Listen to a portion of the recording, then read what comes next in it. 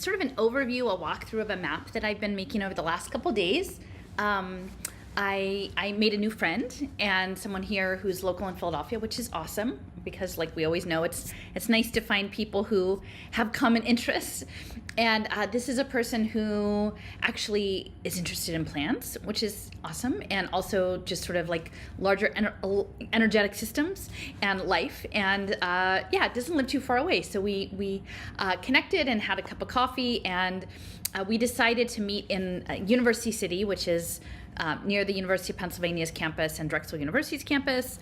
And we spent a couple of hours walking around the University City Science Center, which was sort of one of the first urban research parks in the country. It had sort of intermittent success. It wasn't super successful. It kind of got off the ground in the 60s and the 70s as part of a bunch of like urban renewal, displacement programs, and I think it's probably really coming into its own now as sort of this biotech center. So I took my lovely bowl that my friend Cohen had sent. It was another rainy day, so we all got a little damp. So I had that, and then also I was so excited because after we came back from Utah, I thought I had lost this bit of fabric, but this was gifted to me at a Sundance in South Dakota, and the Lakota identify as the Star People, and so I actually had torn off. This was a fat quarter of fabric, but this isn't a total half quarter because I had ripped off a couple of sections and I left them when we were in southeastern Utah, when Jason and Cliff and I did our swing through that area and actually visited the outside of sort of like a nuclear waste disposal, like one of the largest places that they manage nuclear waste. And it's near, I think it was Paiute land. And there was a big, barbed wire fence or whatever. And I tore off some of that, and I tied a strip and left one of my little puppet dolls, mothers, down by the fence there, and set that intention. And then it disappeared. It totally disappeared for, almost a year. I couldn't find it anywhere, but it had been fallen at the bottom of my backpack, and kind of gotten all mushed. And it's also a dark color, so I didn't even notice it until this week. So I have that back, and then today, so I had my various accoutrements. I have my sweetgrass, and I have my creosote from Arizona, and the little replacement bird's eye that Jason and Lynn found for me. And today in the mail, my friend Eileen gifted me these amazing braids. Aren't they cool? They're just so beautiful. And like, I'm not 100% sure they're sweetgrass. I probably should be able just to tell by looking, but I can't. But they smell really good. They smell really nice. And it's interesting because one of the places that we paid a site visit to was the Monell Chemical Senses Center. And all of these sites were on Market Street between like 35th and 37th and Market. So within 2 blocks, we paid 4 visits. So this is the map that I've been making. And in the middle is the University City Science Center. And it was founded in 1963, but it took a while to get going. I think most of the buildings that are in that area, and it's grown by leaps and bounds within the past 5 to 8 years. Like most of the core buildings, which are maybe 15 buildings, were from like the mid 80s, I would say, like maybe early to mid 80s. And they're giant buildings, like they sometimes take up a whole city block. They're not particularly tall. They're maybe 8 stories tall. They're very boring. They're not very essentially, they're just big bunches of space. And then there's been a lot of development recently. And actually, it's interesting because I'm going to sort of walk through some of the history, but this was actually envisioned as a post-World War II sort of Cold War era expansion of the University of Pennsylvania's campus. And it was done initially with Penn at the lead, and then later with Drexel University, and then there were a lot of other universities and medical centers that came on board, and I think now it's like 30 different partners that are part of it. But there was a lot of displacement, and then more recently, as a result of trying to address some of that displacement, I think Penn built University City High School, which is sort of a brutalist 1970s high school, as sort of, to extend an olive branch to the local community that was predominantly low-income Black community. And then, they promptly, the school district let the building fall apart. And as the deconstruction of that building and the demolition of it and the closure of the school happened when I was when I was still involved in education work in Philadelphia, and it was really sad. And so that area, as well as its parking lots and another elementary school, again, it was like taking over from the children's stuff, really, public property. They demolished everything. They allowed a more elite magnet school to rent space in one of the buildings, and then they redeveloped it. They're in the process of redeveloping it. It's not fully redeveloped yet, but in terms of a lot of medium-sized, high-rise buildings. A lot of this more recent development is mixed use, so it combines research labs, residential, some sort of, ground floor retail use. But again, not particularly inspiring architecture per se. And so to this place, so there were 4 sites in this 2 blocks that my friend and we had a nice cup of coffee, and then we were like, okay, take the basket. We took our basket down, and we started to, put out the good energy.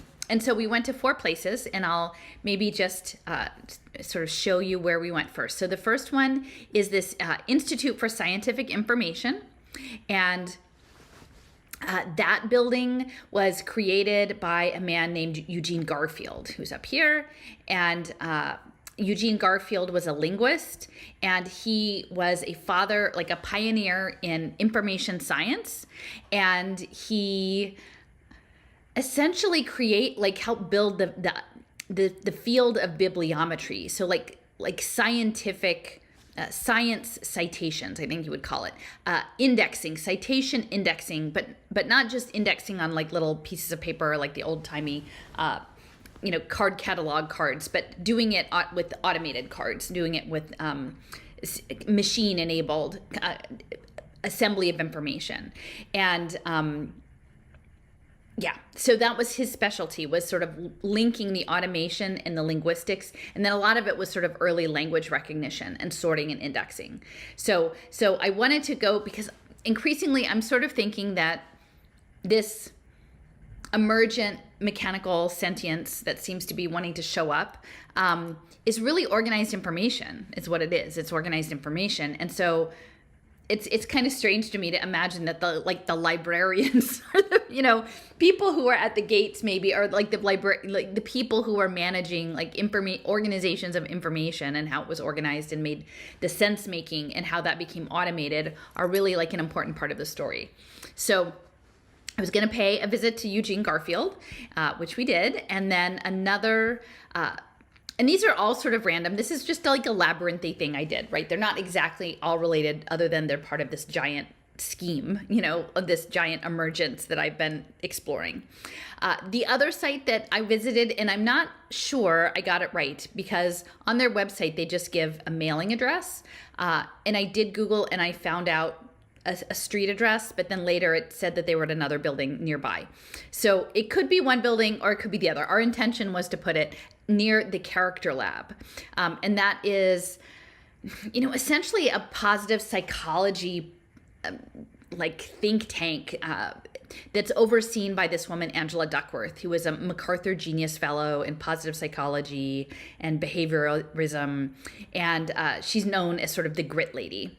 And so she's a professor at Penn and very much involved in sort of nudges and behavioral economics and good behavior and the econometrics, the valuing of good behavior. And then for the years and years, when I was looking at Character Lab, I thought, it's have good character, right? Have good posture, have good character.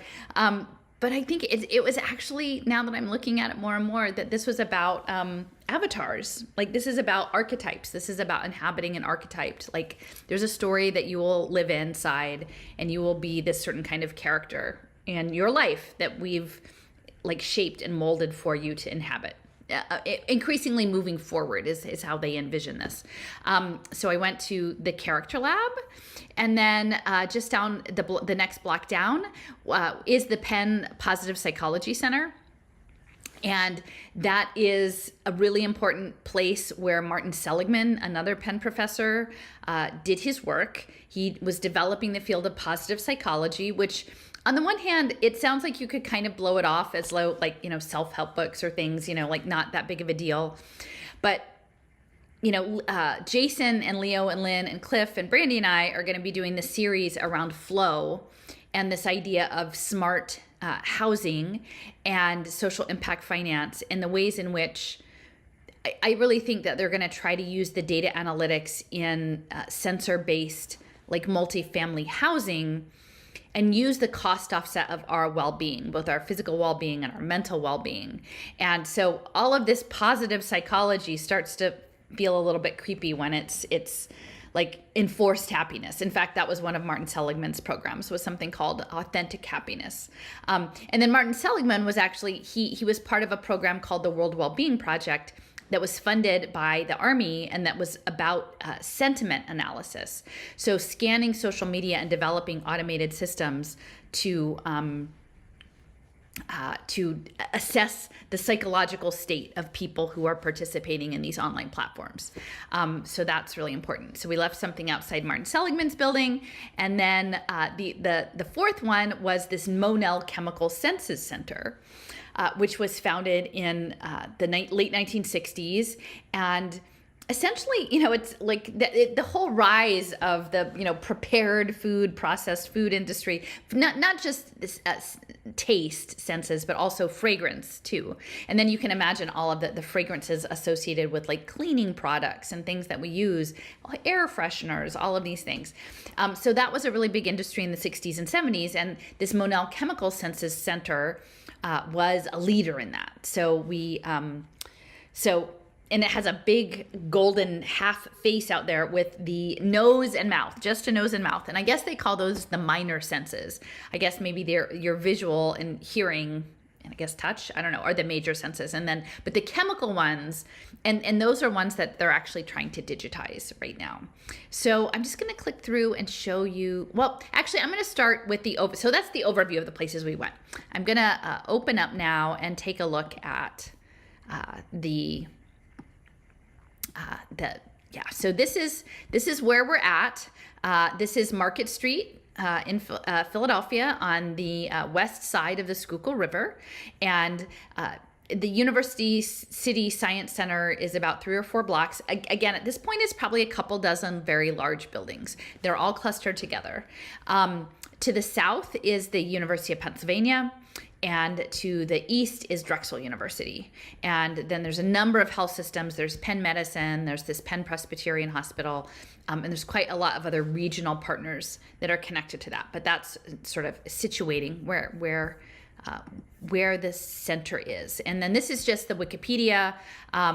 It mentions that it was initially planned in 1963, and within that they actually demolished a large part of a black neighborhood called Black Bottom, and it set up a lot of tension that has continued today. There's still a lot of tension in West Philadelphia about the role that the University of Pennsylvania and its development and being a good neighbor or not being a good neighbor. But it says that there was a 2016 study that said they incubate, it's an incubator for private businesses in the tech sector, particularly biotech, and because a lot of it's biomedical and life science related, that they contribute $13 billion to the regional economy annually.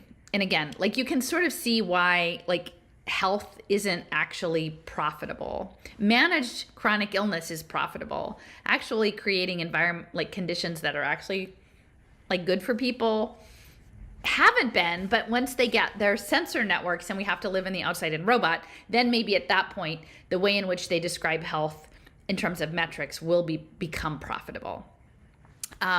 So I guess it says so it's now been rebranded as U City Square. So something less boring than the University City Science Center, U City Square. And it says that it is, 17 buildings now on 27 acres. And then there's still some open space. in addition to the other hospitals I've mentioned, there's Children's Hospital of Philadelphia, which is a very significant hospital, and then the Worcester Institute, which is actually on the campus of the University of Pennsylvania, but it is a private institute, and it's like the oldest biomedical institute in the country, I think, and it dates to the 1890s. And they were involved in a lot of like vaccine development and various things. So yes, and it was done in partnership with the Philadelphia Redevelopment Authority. So I remember, having some issues with my city council people when I was doing the education work, and increasingly it feels like the future is that like the youth are going to be trained to either run the smart grid, code the metaverse, or come up with the technologies that are going to give us superpowers to make us like part of this collectivist consciousness thing, and under the name of precision medicine and health.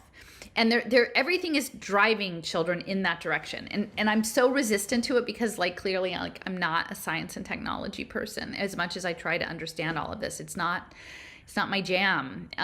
But in this campus, there were several schools that were eliminated and then repurposed, but all with the idea that they would have partnerships with this science institution, and that they would groom up, even starting in middle school, the kids to do this biotech work. And so these are all of the partners.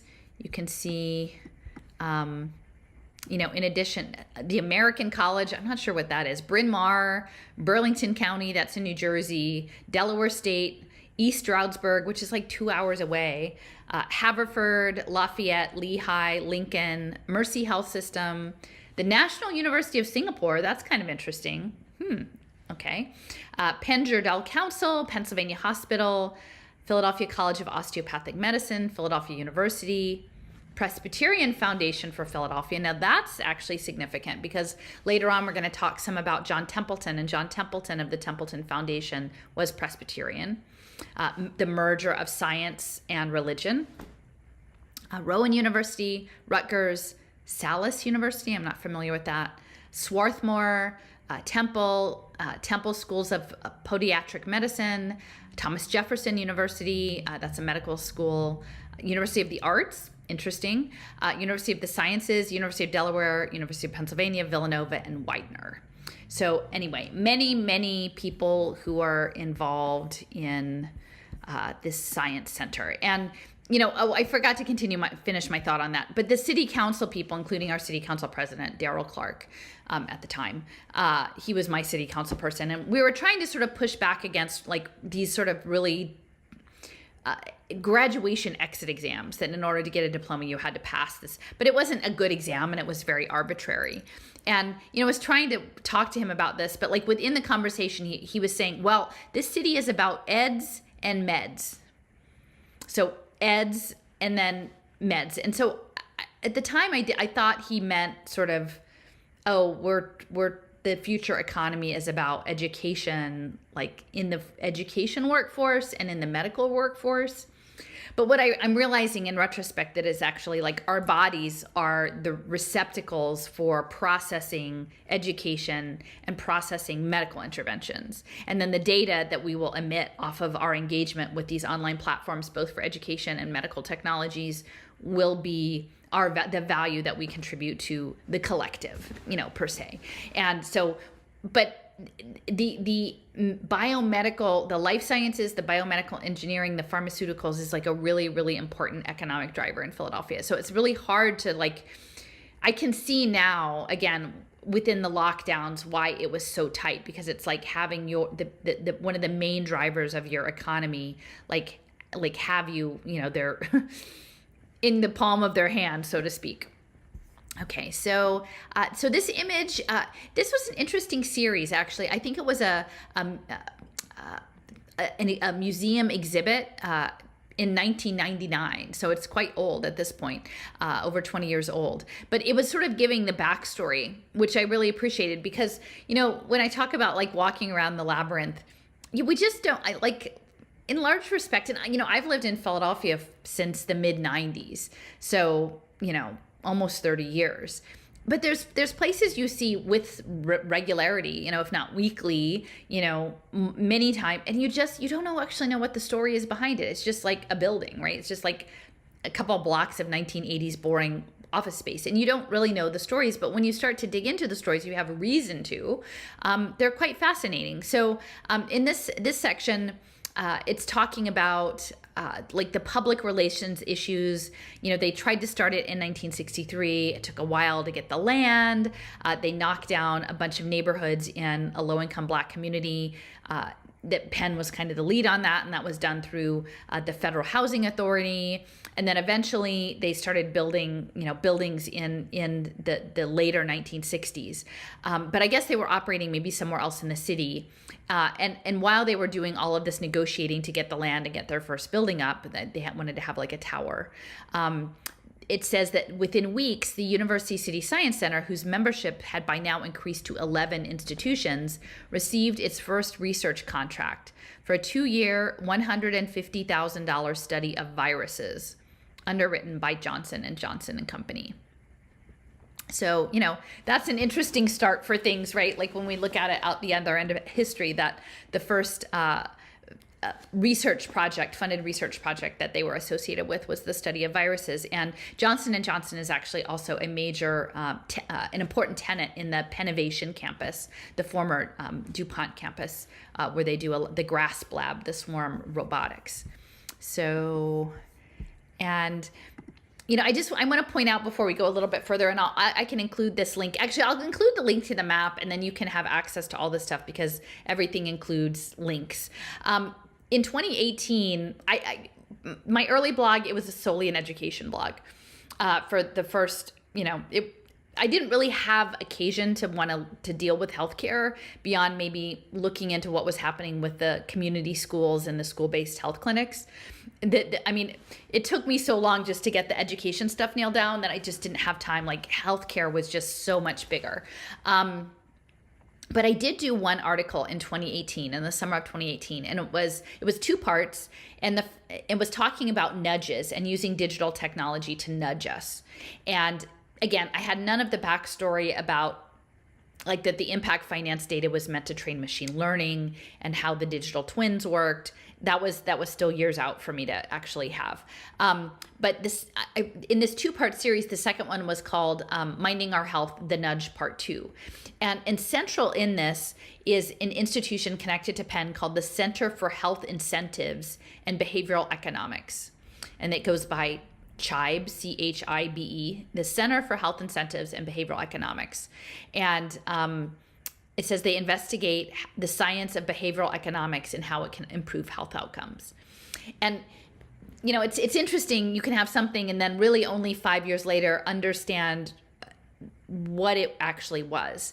Because as I've been doing this research into flow and the multifamily housing and this idea of like social enterprise businesses, and that like maybe you could incorporate a real estate development as a DAO and start tokenizing behaviors that are happening in the built environment in areas that are geolocated, like within the DAO, and that literally like as you interface with the built environment, it's like you're engaging with, like it's not sentient, but like it's like an entity. It's like a pervasive entity.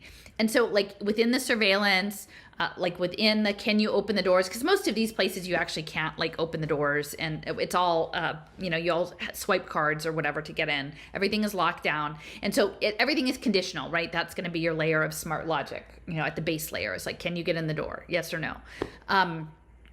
So this Center for Health Economics and Behavioral Economics, this is really what Angela Duckworth is about, and her partner,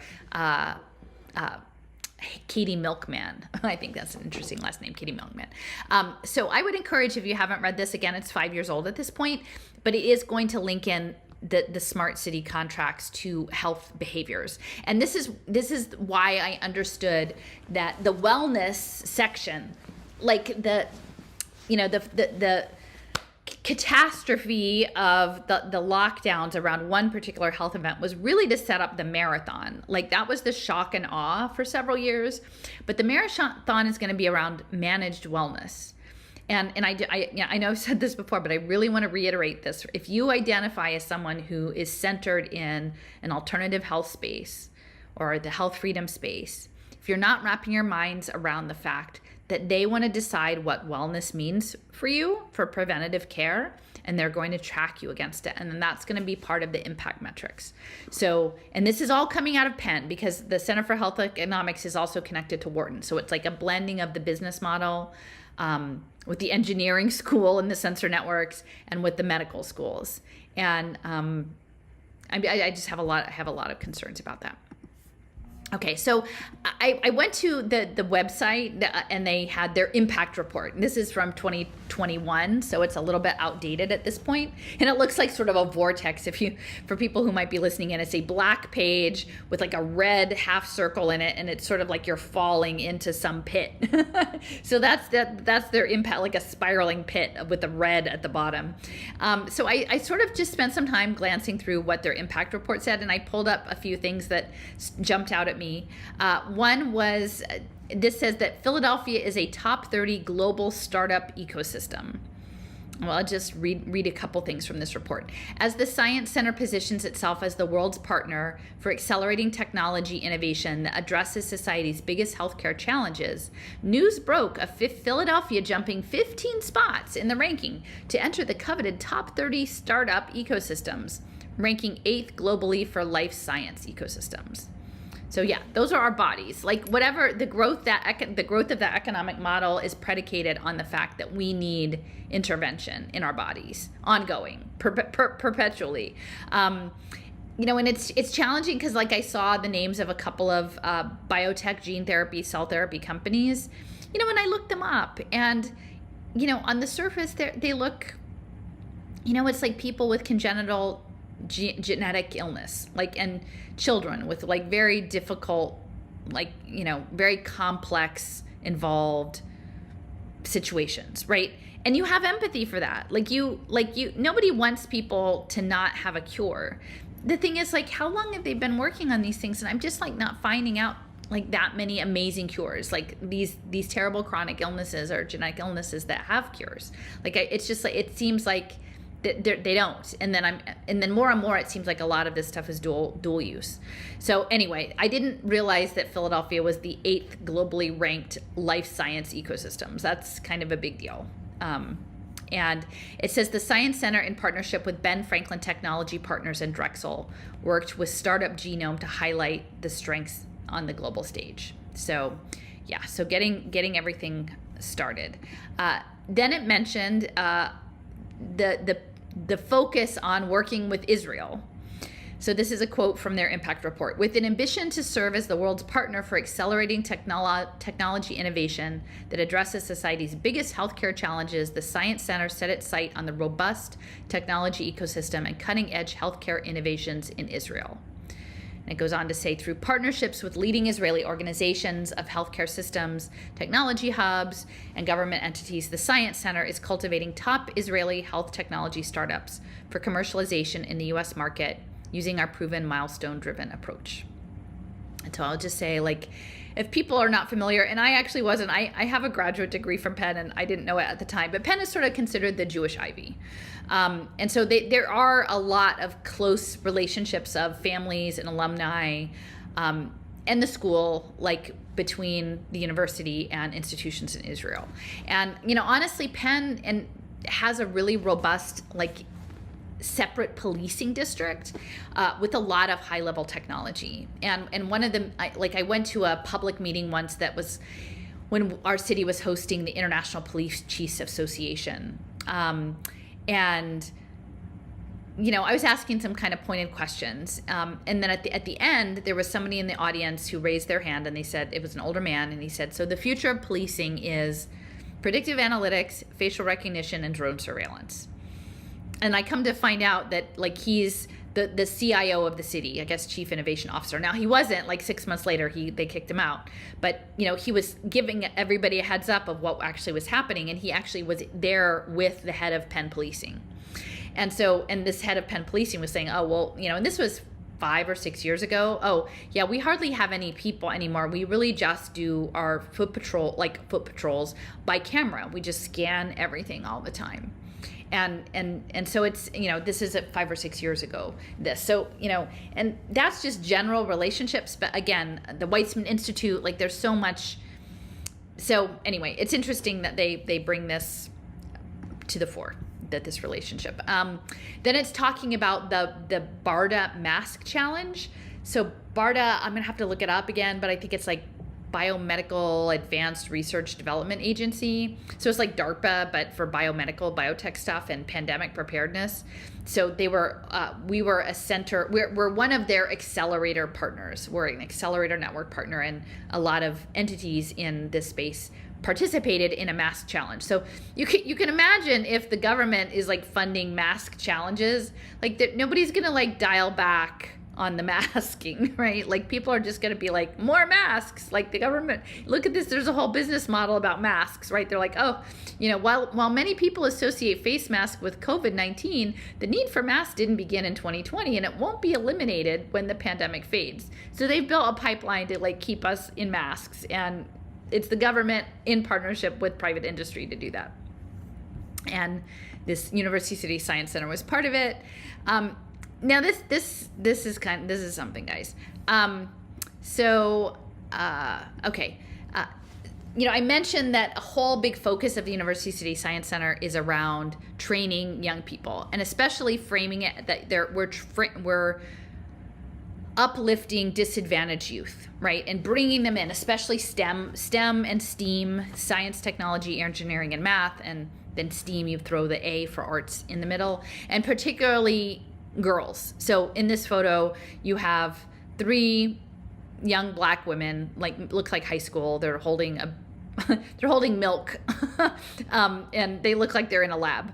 So this section is talking about some of the efforts that they're doing with something called First Hand, and it's with the Paul Robeson High School.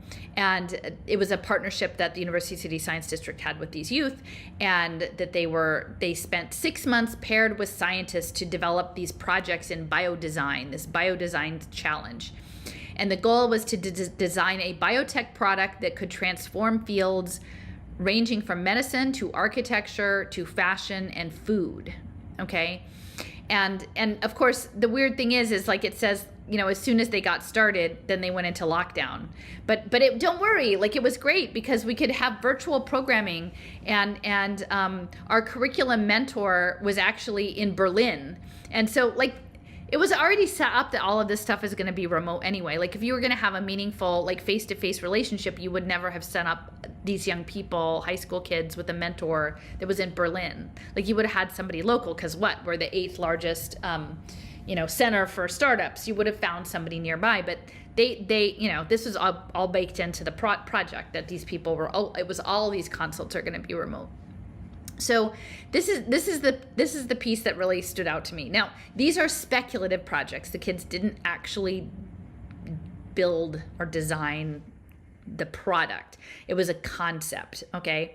But even the nature of the concept. So the first one, I can see, it says the resulting speculative designs were clean water of our future, a sustainable water purifying solution that empowers villagers in underdeveloped parts of the world by farming cyanobacteria. Now, I actually am kind of a fan of science, but I'm still this future is a lot of bioreactor stuff. Then the second project is called Pro-Human, which is a line of probiotic food mixes that promote positive, calming feelings and attitudes, which lead to a more racially tolerant and accepting society. And then that team had the distinction of being invited to, quote, present to a panel of judges at the 2021 Biodesign Challenge. So literally, we're talking about drugging people to have them behave the way that we want them to behave. Now, surely we would love to have a calm and happy future. Nobody wants to have a bad future, but everything that's lining up makes it seem like the future that's coming is going to be intense and not always rosy.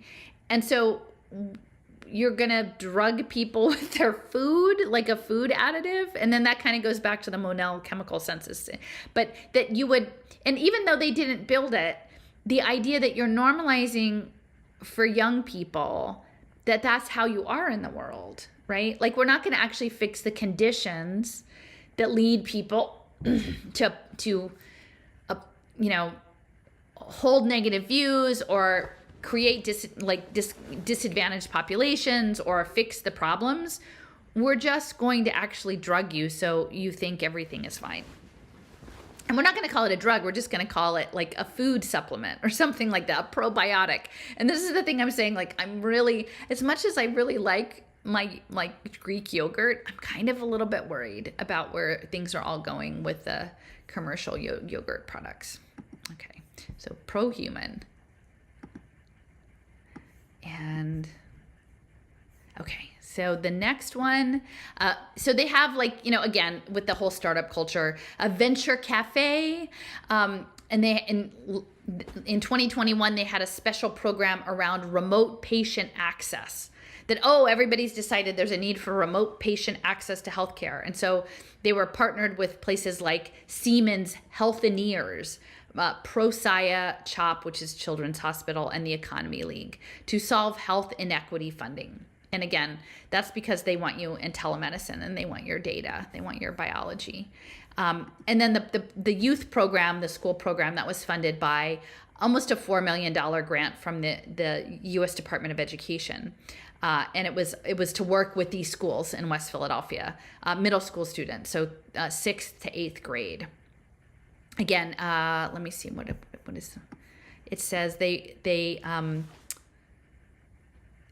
will be an evaluation on the grant, a formative evaluation to collect baseline data and refine program delivery, and a summative evaluation to demonstrate the effectiveness of the curricula on student STEM identities, competencies, and skills. That they will have I guess arts, eventually you throw it and you make it STEAM, and then that's inclusive. But like, if it's everything, then why even bother saying STEM or STEAM? Just say we're offering kids education. But this is very much about the technology base. Okay, so that's the core. That's the science district. This is just, I was looking up BARDA. Yeah, Biomedical Advanced Research and Development Authority, okay, is BARDA. And it was started in 2006 to work on pandemic influenza and infectious diseases, and radiological and nuclear threats, right? Because we're always under threat. And yeah, the BioShield Act of 2004 aimed to augment market incentives for companies pursuing the development of biological, radiological, and nuclear threats. And the Pandemic All Hazards Preparedness Act established BARDA. Yeah, so 2004, 2006, BARDA, and then this is just an image just showing their accelerator network. So this one, SC, is the University City Science Center.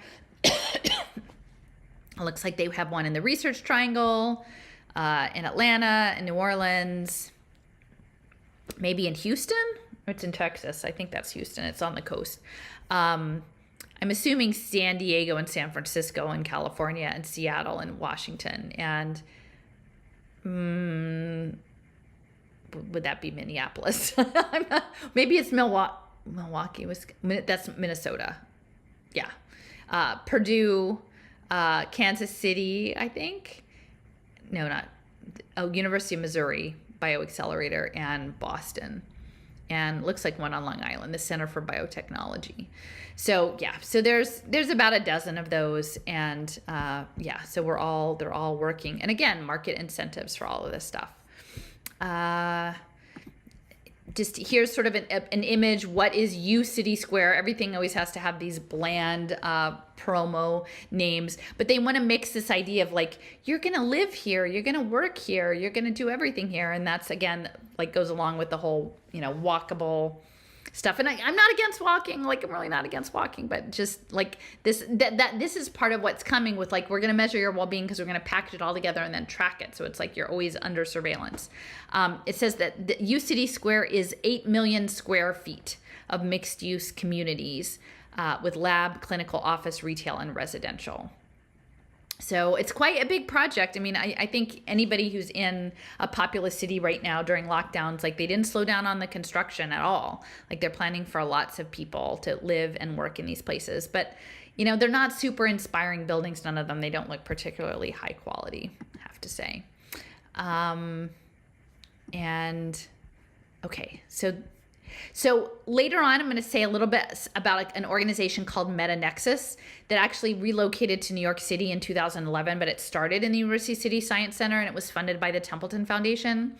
And they were essentially looking at the wedding of like big data, big history, synthesizing all the information, which is kind of what Garfield was about, like mapping and synthesizing and sense making of all the data and information. And so they had a series of conferences, and the one in 2001, which was early for them, it was called Genetics, Bioethics, and Evolution. And I'm just going to read this to you because I think, I'm just going to read it. Okay, so this is a description of the Metanexus's 2001 conference, and again, funded by the Templeton Foundation. Templeton is like free markets, character development, genius, religion, and theoretical physics. So this is all the stuff like I'm talking about, Eric Weinstein and all of that. So this is a quote. The sciences and technologies of genetics are revolutionizing our understanding of nature, including our own human nature.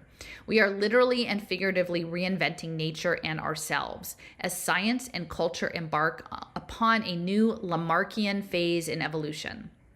The genetic engineering of our agriculture, other species, and ourselves raises profound scientific, medical, ethical, legal, psychological, pastoral, religious, and metaphysical questions.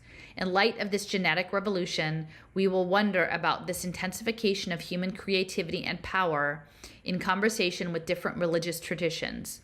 And so then it says there's no website for that conference. I would be interested in what they came up with. But so, this is over 20 years ago that they're dealing with this. And in Penn Medicine, actually, and Penn affiliated research were really front and center in cell therapies and gene therapies. And so for people who aren't familiar with Lamarck, this is, okay. So this is a map that I made a while ago. It's sort of linking my eugenics stuff with Teilhard de Chardin and the noosphere, and so it's a bit packed, but essentially within like the evolutionary construct, there was a difference between Lamarck and Darwin, or like neo-Lamarckian and Darwinism. The focus, as I understand it, is that like within Darwinism is that traditional Darwinian evolution did not take into account, everything was slow and gradual.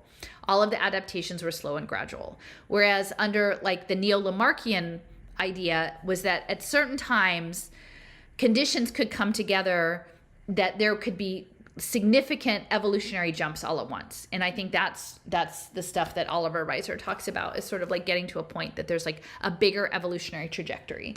And this idea of epigenetics, that like you could, that traits acquired after birth, like as a biological being, could actually be transferred to offspring. That there are things that you could do in your life that would change your biology in ways that would then be paid forward. And if you imagine that really a lot of the people working in the evolutionary space were all about optimization, right? Social progressivism, making things better, getting you your superpowers, getting us improved, getting us towards a collective consciousness, like ascension. There's this trajectory. And so, of course, there's this idea that you would want to do self-improvement on your body and mind even after you were born, because that's what Lamarck is about. That's not what traditional Darwinian evolution is about. And if you could do that, then you could like accelerate like the evolutionary process to reach some sort of transcendent state, which I think is what they imagine that they're going to go after. And so the transcendent state I have over here on the map, Teilhard de Chardin, the Jesuit anthropologist and geologist who developed this idea of Christogenesis, that we would merge out of our bodies towards a global thought form in the noosphere, and that was called the omega point. And he was working sort of in this transhumanist space, and later in life, friends with Julian Huxley. And of course, Huxley was the grandson of Thomas Henry Huxley, who was called Darwin's bulldog. And he was, I guess, half brothers with Andrew Huxley, who was a Nobel Prize winner in electrophysiology, and brothers to Aldous Huxley, who wrote The Brave New World. And and then so the Lamarckianism really goes into the eugenic space, right? This optimization and this idea that we could make a lot of progress, right? Because that's what Julian Huxley was like, the most progress, as fast as we can. And I think that the Lamarckian ethos is really what Perry Marshall, who is this business consultant has this $10 million prize to discover the origin of life, is in a Lamarckian tradition. So, okay, so then I'm gonna just show, this is another image that I've featured before, but this is a map that I had made on Little Sis a while ago. It was called The Selfish Ledger, and I've showed that clip from, I think it's 2016, and it was supposedly leaked from Google, but it's about an 8-minute video, and it really sort of lays out this idea that we are simply, our biology is a repository of data. In fact, I think in the video they call it like, we are custodians of data. We are transient caretakers of data. And that is our genetics and epigenetics that is passed on. And so the selfish ledger is really a distributed ledger system, is a digital identity, is a blockchain, is an integrated data set. I kind of mapped out in this map all of the things that I heard them saying, but without actually coming right out and saying it. But talking about genomic sequencing, synthetic biology, passing these genetic traits acquired after birth onto future generations, using social physics, predictive analytics within the context of the United Nations Sustainable Development Goals, using it on blockchain or some sort of other distributed ledger technology to keep track of everything. Because you can imagine with all the nanobots they imagine, or whatever, gene editing, like, you need a solid record to remember, like, oh, what did we do to you last week, right? Like, oh, what did we do to you last night? Like, think of all your phone updates, like these things that just automatically go. Like, you need to keep track of like the sequence of what happened. And that if there was some data that the machine wanted to get to sort of mold you better that it didn't have, it would create a bespoke solution. It would look at all of your buying history and figure out something that you would buy, and then 3D print it, and then figure out what price you would pay for it, and then send it, like, get it in your hands or on your body so that they could get that little tiny, fill out that little bit of data about you. And then within that, I put that against the backdrop of Google Alphabet, Google X, and Waymo, Sidewalk Labs, Smart Cities, City Block, which is health, Verily, the COVID testing regimes, Google Health, Nest, Smart Homes, Google Brain. Like, all of this is sort of underlying this idea that we are transient caretakers of data, like self-improvement data, like, and to be moved on and like used not just for our own individual purposes, but for this larger collective good. So, it's interesting to me to hear him talking about it as Lamarckian, because that is really what we're doing with biotech now, is that it is going to be a Lamarckian program, right? I mean, if they start doing gene editing on people, like, that's what's going to be coming. So I have a few pictures that I took outside of the building where I think the character lab is, 3675 Market Street.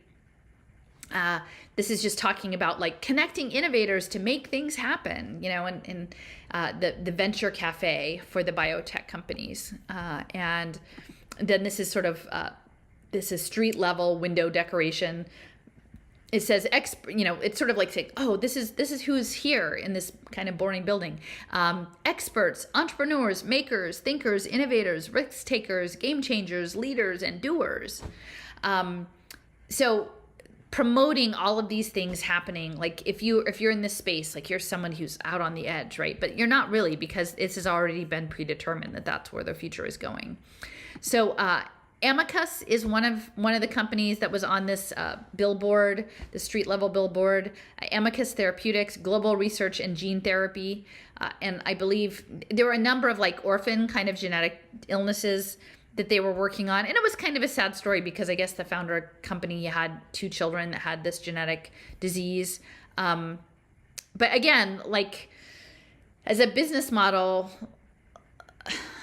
I just, like, if we're 8th in the world in bioscience development, like, does that mean that, like, in the future, like, again, moving after these past few years, it's really hard to imagine, like, oh, healthy people can be compelled to use biomedical products. because that's how we've set up our society now. Even if we're like, and there's an economic imperative to do so. There's an economic imperative to like top you off with like whatever the newest cocktail is. But the ones that are on the ground are for very reasonable things. Like, you of course you would want, if there was a way of helping people who had such severe illnesses to get better, right? Like that. But it's like, it's very hard to figure out where to position yourself to have this conversation about like, do we want to live in a world run by synthetic biology and biotechnology? Like, most people in the world don't have these illnesses. So why are we agreeing to it other than it's eugenics with superpowers? Spirovant is another one. I think they were working on, I can't remember the name of the illness. It's like where your lungs get all congested, like, and stop working. Anyway, yeah, so it's a lung respiratory, leading the revolutionary in treating genetic respiratory disease. And, they have, of course, their innovation labs. And this is the next building down. This is where Martin Seligman is. It's the sign has Penn Medicine, Drexel University's College of Engineering, and a data center. Because, of course, you have to store everything somewhere until they can figure out how to store it in our bodies. So that's that. So yeah, thinking about Lamarckianism in terms of synthetic biology and biotech, I think and they knew it 20 years ago. Most regular people are not thinking about this. So here's the Monell Chemical Senses Center. It's on the other side of the street. It focuses on advancing discovery in taste and smell. It shares office space with the Drexel Conquer Collaborative, the School of Biomedical Engineering, Science, and Health.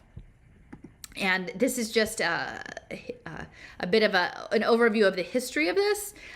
Dates to the 1960s. Now, like, I'm a kid of the 1970s, and we were sort of raised in, processed food, a processed food era, better living through chemistry, lots of processed food.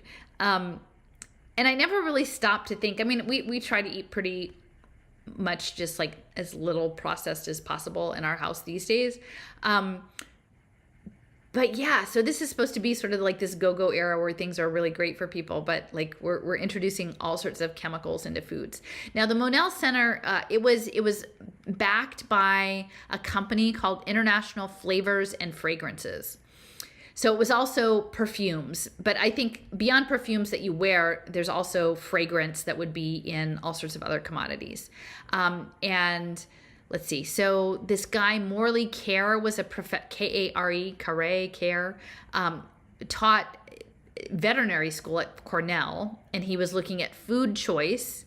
And it says, with encouragement from government agencies like the NSF and the Veterans Affairs, and a few foresighted individuals, including Henry Walter, the chairman of International Flavors and Fragrances, he set out to establish a research group that would be composed of chemists, biochemists, physiologists, and psychologists, all working in the same place on taste and smell. And so the Ambrose Monell Foundation made a pledge of $1 million in 1967, and they got it all set up.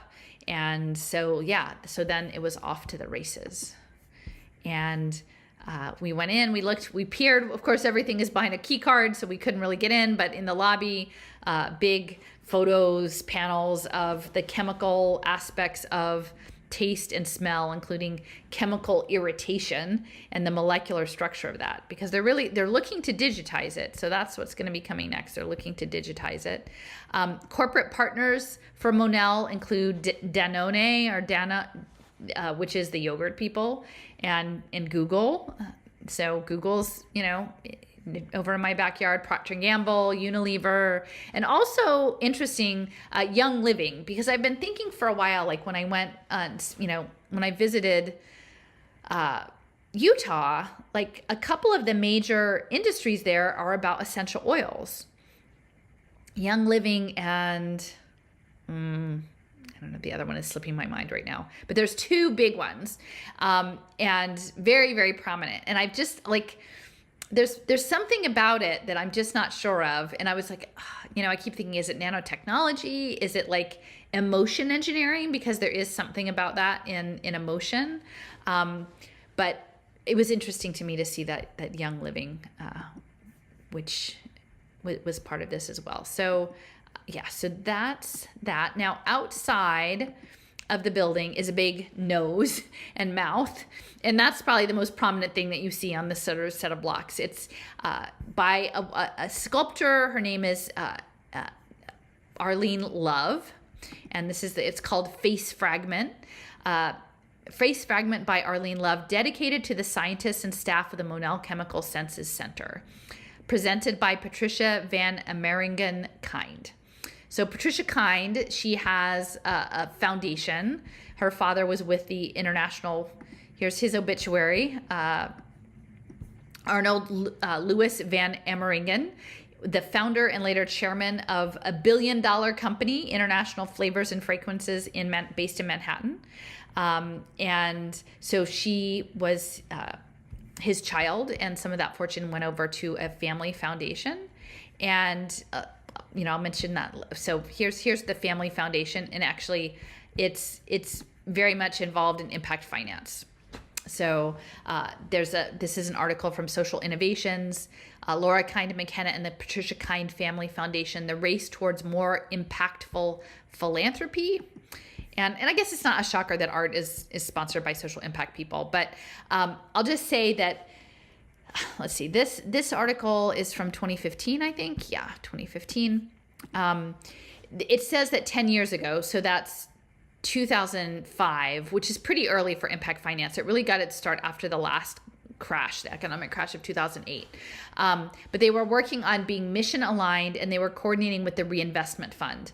Now, the Reinvestment Fund in Philadelphia has been a major leader in pay for success finance. And this guy, Jeremy Nowak, who was with the William Penn Foundation, was a lead. Now, he died, but he was very much intervening in a lot of things having to do with the Philadelphia school system.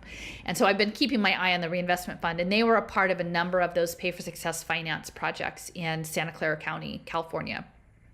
And so what they're talking about is creating investments that aren't just charity, right? That give back, that have a quote unquote double bottom line. And among the early projects that got set up, I don't know if it was with the Reinvestment Fund, but was a loan to a social enterprise for cleaning services. And so it was DePaul, USA. And so they gave them a loan to buy an industrial cleaning service so that then people in their transitional housing could work at the cleaning service and pay off the loan, right? So this is going to play into what I'm going to be talking about, like coming up in the series about multifamily housing and controlling the workforce. That they're, on the one hand, you're saying, oh, look, we're giving disadvantaged people a job. But on the other hand, like you're giving them certain kinds of jobs and jobs that might not lead them to better opportunities later. And you're doing it as an impact investment. So it's the kind family that endowed the big face that Arlene Love made. And I didn't find out a whole lot. I couldn't find a lot about her. I think she was trained at Tyler School of Art, which is affiliated with Temple University. And the Face Fragment was from 1976. And it's right out in front of the building. She did a number of figures. And the one thing that I could find that was just upsetting, and pardon the graphic, it's sort of this erotica stuff, but with like weird androgynous figures with breasts and penises. And this one is called Monstrous in Multiform, and it's like, again, a body that has breasts but a penis, and then hanging off this middle of the chest is almost like a toddler, but the head is buried in the body of the whatever, like, and the head has a white covering, like a helmet kind of thing. It's very, very, I don't know, it feels very esoteric. And then there's another one, Oh Joy, Oh Bliss. And again, one of these other figures that has both body parts and then a bull head, and it's being shined on by the sun. Oh joy, oh bliss, my pulses throb. Would that I descend to the very bottom of matter, for be matter itself. So this is, again, this isn't specifically affiliated with Monell, but this is some of this artist's other work. And I won't necessarily play this, but this you can just, this is an interview that they had with her from about 10 years ago. So Arlene Love and the Big Face Fragment. Now I'm gonna just mention here, I have a timeline of the International Fragrance. There's lots of these consortiums, actually. So many, like, and a lot of them date back to early chemistry in the 19 teens and 20s. This company, I think it started out it was Dutch, and Mr. Amaringen, it described him as, very charismatic. Again, Dutch. The quote here is Van, as he was known, dabbled in perfumery, was an amateur magician, a gourmet, a lover of life, and a hedonist. So yeah, so that was her father, and then it went on in the 1929 for an aromatic chemical plant in New Jersey. And again, if you sort of drive up, I guess it's maybe not so much this way before, but back in the day, New Jersey was sort of a center of like lots and lots of chemical exhaust, northern New Jersey. So at that, it says that as of 1929, most of their work was in the fragrance area. And then there was a merger, and they became a major supplier in fragrance to grow internet. So they became like international. They started like combining with a bunch of other firms. In 1970, there's a gentleman, Henry Walter. I think he was the one who actually funded Monell. And it says that he said he greatly contributed to fundamental research in these two fields by co-founding the Monell Institute and by leaving posterity a formula that was simple, powerful, and iconoclastic as himself. Quote, "We are the industry of sex and hunger." Hank Walter is still considered to be one of the most influential people in the industry. And this was in 1970. And it goes on in 1982, they're working in the area of aroma science. Now I think this is maybe where like some of these essential oils ideas like come in. It says that he collaborated with Yale's psychophysiology department to pioneer the concept of aroma science, which is to study the effect of fragrance on people. Later, the company developed something called living flower technology, using solid phase micro extraction to capture and study the aroma components of a flower at its peak. And changed the way perfumes were created, and that was in 1985. And it's interesting because like I can remember when I was working at Bartram's Garden, one of the key plants that we have is the Franklinia alatamaha, which is it's related to the tea plant, and it blooms in August. It has these white flowers, kind of camellia-like, I guess. And we did have someone come once and do, I think, probably something like that, like captured the scent of the Franklinia for some sort of perfumey thing. Mood mapping. This company did mood mapping techniques to identify fragrance combinations that affect emotion. So like, again, think about this with the metaverse. Think about what's coming, like smell-o-vision or whatever, like how you can subtly, and of course they know it's just like Muzak, right? It's like, like retail places, real estate places, like they know about fragrance. Like, oh, go put the cinnamon on, simmering on the stove if you have a, open house to sell your house. It is using fragrance in either to make people comfortable or make people uncomfortable, right? So that's interesting. And then they begin working on industrial scale flavoring with pure cultures through fermentation. And so I think like all of this fermentation stuff, I think is going to be coming together with the bioreactors. And again, what are we going to be calling natural versus not natural moving forward? Because they know that people actually aren't that fond of chemical engineering. They know that people are not that fond of that kind of chemical. So they're very cautious about developing new products that aren't perceived of as chemical. And let's see, just this I pulled out. It was talking about that they have a health and bioscience division, which is interesting that a flavor and fragrance company has a bioscience division working on consumer products, industrial products, and agricultural products, and of course all sustainable, and that they're going to creatively, offer creative, essential solutions for a better world. The tastes, experiences, ingredients, and solutions for products that the world craves. And again, this craving idea of like managing our attention through our sensory organs. So I'm going to take a minute and play this. This is maybe I think this might be about a 6-minute clip. So this is taken from the 3rd Metaverse Congress of the IEEE, and this is Yu Yuan, who's in charge of the standards division.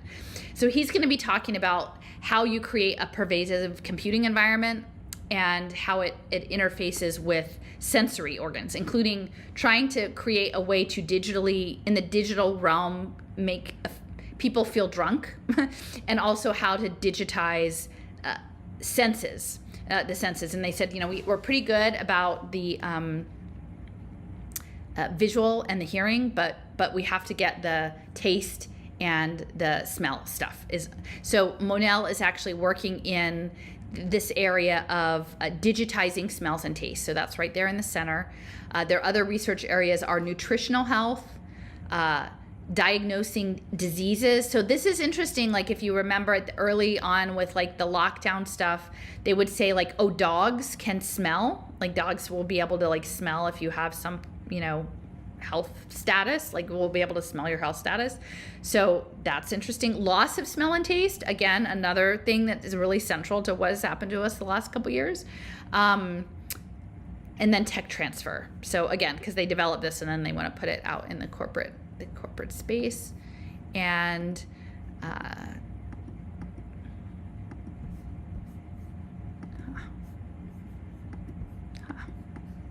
oh yeah, okay.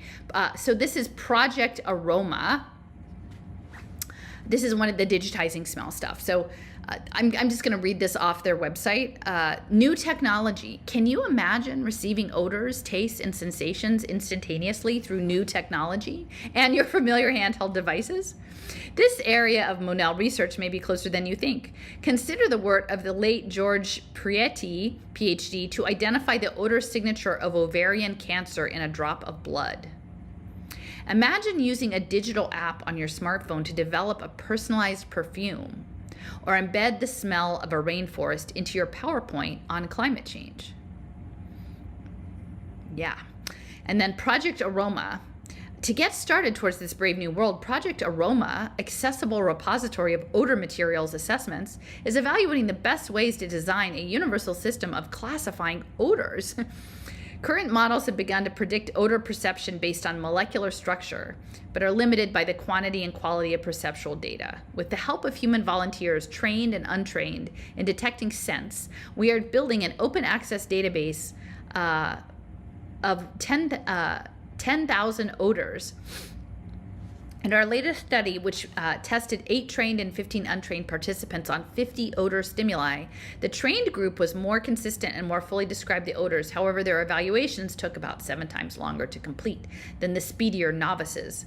These types of findings inform machine learning predictions to lay the groundwork for commercial applications. And so, folks, I think this has nothing to do with us smelling people's presentations like on climate change. I think what they're trying to do is figure out how we smell and then give that ability to machines, to AI or to robots or what have you. Like they want the robots to be able to smell. So they want to actually use us as the template to try to digitize it. So they're not digitizing it because they want us to have better things. They want to use us to give it to the robots. Develop something called a metaverse technology landscape. So some people tend to claim that everything is metaverse, every technology is metaverse technology. I'm not in favor of that, because in that, if you are doing that, you would look like you are claiming that the entire ICT industry or the entire ICT technologies are metaverse technologies, which does not really make much sense. So I'd like to divide them into supportive technologies and core technologies. Supportive technologies include those general purpose technologies such as computation, storage, communications, data and intelligence, and the core technologies, which are really the key or the core to metaverse. I divide them into three categories: senses and actions, which could be virtual senses, virtual actions, or real senses and real actions, based on sensors and actuators, and based on brain-machine interface, or body-machine interface, or programming interface, to feed the input and get an output from either human or creature, or NPC and AI, or other machines. And the second category, I call that persistent computing. We will be addressing that later at a panel. So the persistent computing is about how to create persistent virtual worlds. The underneath engines include physics engines, graphics engines, and engines for sounds and things like that. And then we will have modeling, designing, and digital content creation technologies such as PGC, professional generated content, and UGC, user generated content, and artificial intelligence plus PGC, and artificial intelligence plus UGC, and artificial intelligence generated content, and also digital twin generated content, to support virtual map, virtual scenes, virtual objects, and virtual characters. And lastly, we have an optional component, which I call that digital finance and economy, including digital assets, which most of them would be virtual assets, but there could be other digital assets such as IP in the digital world. And they may or may not be based on decentralization, and the decentralization may or may not be based on blockchain. So that's my view of the metaverse technology landscape. With that being said, I would like to emphasize that it's not too easy to implement that, especially in terms of how to create a true metaverse, a metaverse that is indistinguishable from our current universe. So I have some grand challenges identified. The first one is about virtual senses and actions. This is my favorite example. We know that we have been talking about using XR technologies to simulate your sight, hearing, smell, and taste, and other kinds of senses. But even we can do a perfect job about those kind of senses, we are still not able to simulate the feeling that your body feels after you drink alcohol, generate dopamine, and then you feel pleasure produced after your consciousness or your brain will feel after drinking alcohol. So that is a grand challenge in my mind, in my opinion. In other words, this is about how to achieve comprehensive and ultra-realistic virtual senses and actions. I have some explanation about this. I think currently what we are doing with all kinds of XR devices is about the interface marked in green, the interface between your senses and the outside world. So we are doing well for sight and hearing because we have found the basic elements of sight and hearing, we have the basic colors for any kinds of vision signals, vision input, and we know that all kinds of any sound can be composed by different frequencies of sound waves. So that's the reason why we are doing a relatively good job to simulate vision and hearing input. But for other kinds of senses, such as touch, we have no idea what the basic elements are, what the basic building blocks are. And so do the smell and the taste. We have no idea what are their basic elements that we can use as building blocks to simulate all kinds of input. But with that being said, as my previous example indicates, even we can achieve all of this, all kinds of senses, we are still not able to simulate other kinds of feelings, such as your feeling after you drink alcohol. That's a good example. So, in my opinion, we have to move to another interface, which is marked in red on in this diagram, the interface between your consciousness and your senses, which means we need a brain-machine interface. Those input directly feed into your consciousness. That's the ultimate solution. But with that being said, we have a long way to go, because currently all of our solutions are still based on wearing wearable headsets and devices, which are. Yeah, so they're trying to teach the robots how to smell, but I have my beautiful sweetgrass today, Eileen. Thank you so much, and it smells magical. And yeah, I know. Yeah. Good luck with that, Yuan. Okay, so what did we leave at Monell? So these are some of the pictures. So here's the building itself, the big, it's, again, I keep saying these are not really exciting buildings. They're not very exciting buildings. You can see a little bit of the ISI building reflected. So you've got the statue here, and at the base of the statue is where we left our little set, or the intention that we set. So here is it in the large phase. So it's still winter here in the Northeast, Mid-Atlantic. So I still have my basket. Most of the things in here I collected a while back, and they're dry. But I did gather a few evergreens on the walk from my car to the coffee shop. And there was one bush that had a beautiful little buds here, these little pink buds. And my friend brought this lovely little bouquet. I think it had some rue, which is the green, and some lavender and some grassy seed heads that were all bundled together in such a lovely little way. And so we pulled off, again, you'll know these by now, the eaves, satellite beach shells and acorns, because always planting seeds. I did have a locust pod, and I had a little bit of sage. I don't know if you can see the sage there in my backyard. Most of the other herbs are done, and a little bit of grass from Bartram's garden, and you can see, and in my backyard, which is teeny tiny, but I do have some Lenten rose, some hellebores.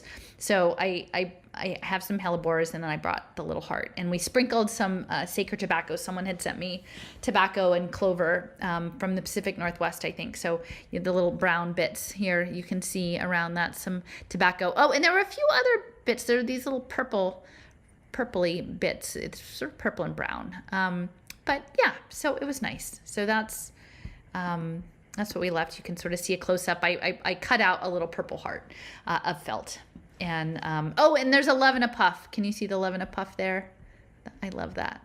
I think those are really sweet. It's probably full. So who knows? Oh, and I did pick, in my little pot in the backyard, I have some dandelion. They're not flowering, but I have some leaves. So in all of them, I put some leaves and then some milkweed puffs. But look, isn't that the pink? It's so, now that's spring. That's sort of like a northeastern spring. Okay, so that's Monell. So we've got digitizing fragrance. And then, I mentioned I was going to talk about Metanexus, that its office was originally in the University City Science Park. This is an article from 2002 with the Templeton Foundation.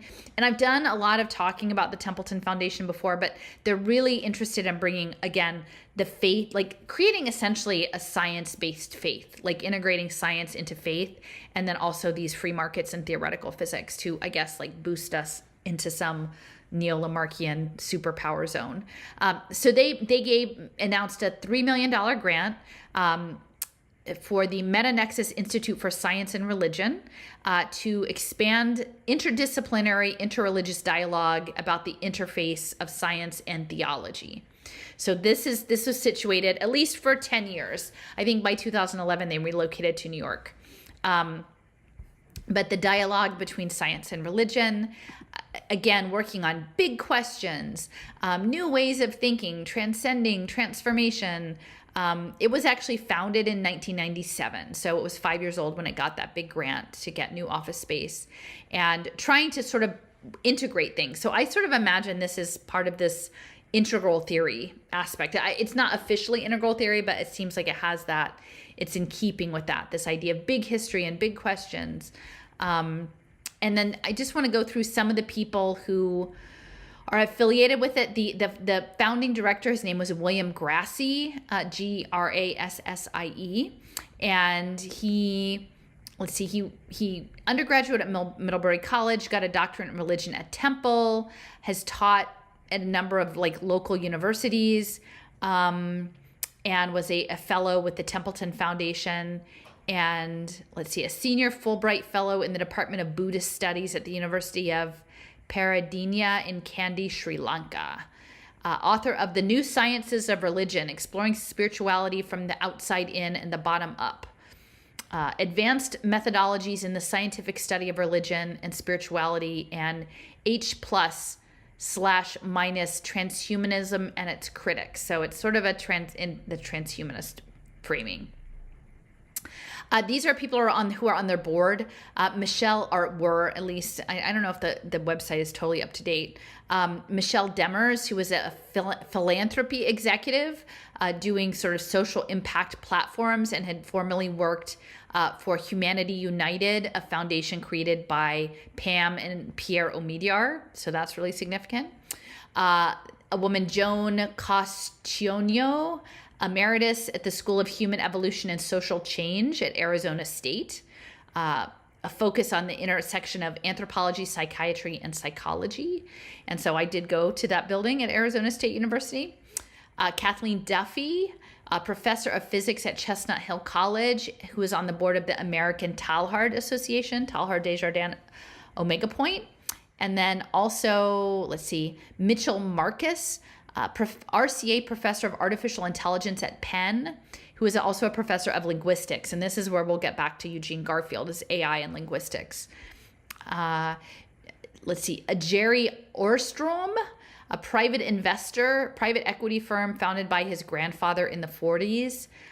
He headed up a foundation. He's very devoted to the nonprofit sector, it said. And that for 2008 to 2010, he was the co-chair of the President's Council of Cold Spring Harbor Lab, which is eugenics. Roberto Poli, adjunct at the University of Trento in Italy. Now, he speaks philosophy, applied ethics, and future studies. And I bring this out because University of Trento was really central in Sandy Pentland and John Clippinger's work. There's a lot going on in the University of Trento. Martin Seligman, who I'll talk about later, but learned helplessness and positive psychology. Ronald Cole Turner, professor of ethics.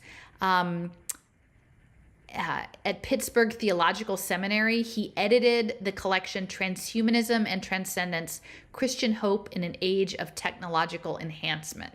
So again, we're definitely going in the age, like this Lamarckianism stuff is transhuman. And this was a fellow who was affiliated, John Haught, Hought. He was a senior fellow in science and religion at the Woodstock Theological Center at Georgetown, formerly professor and chair of his Department of Theology at Georgetown. His specialization is systemic theology with an interest in science, cosmology, evolution, ecology, and religion. So it's sort of like the origins of the universe.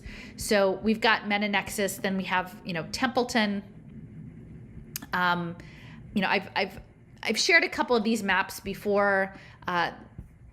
This one is talking about, this was a funding, I think this was a grant about goal-directedness with cybernetics and chemical organization theory. Now, again, that's kind of interesting to think about because later on we'll talk about Eugene Garfield and that his PhD dissertation at Penn in linguistics was an algorithm to convert language to chemical signals, like chemical language into symbols. But how the cybernetics and chemical organization fits into that. John Templeton was Presbyterian.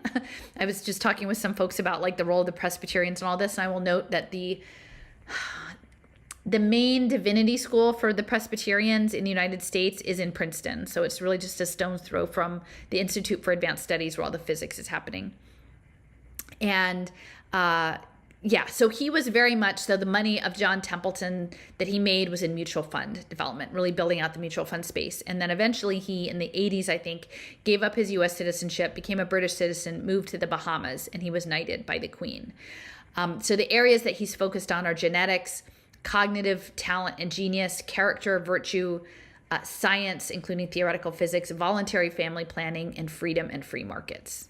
And so this is all about the advancements. And then this is another map that I made. This is on the descent map. They were funding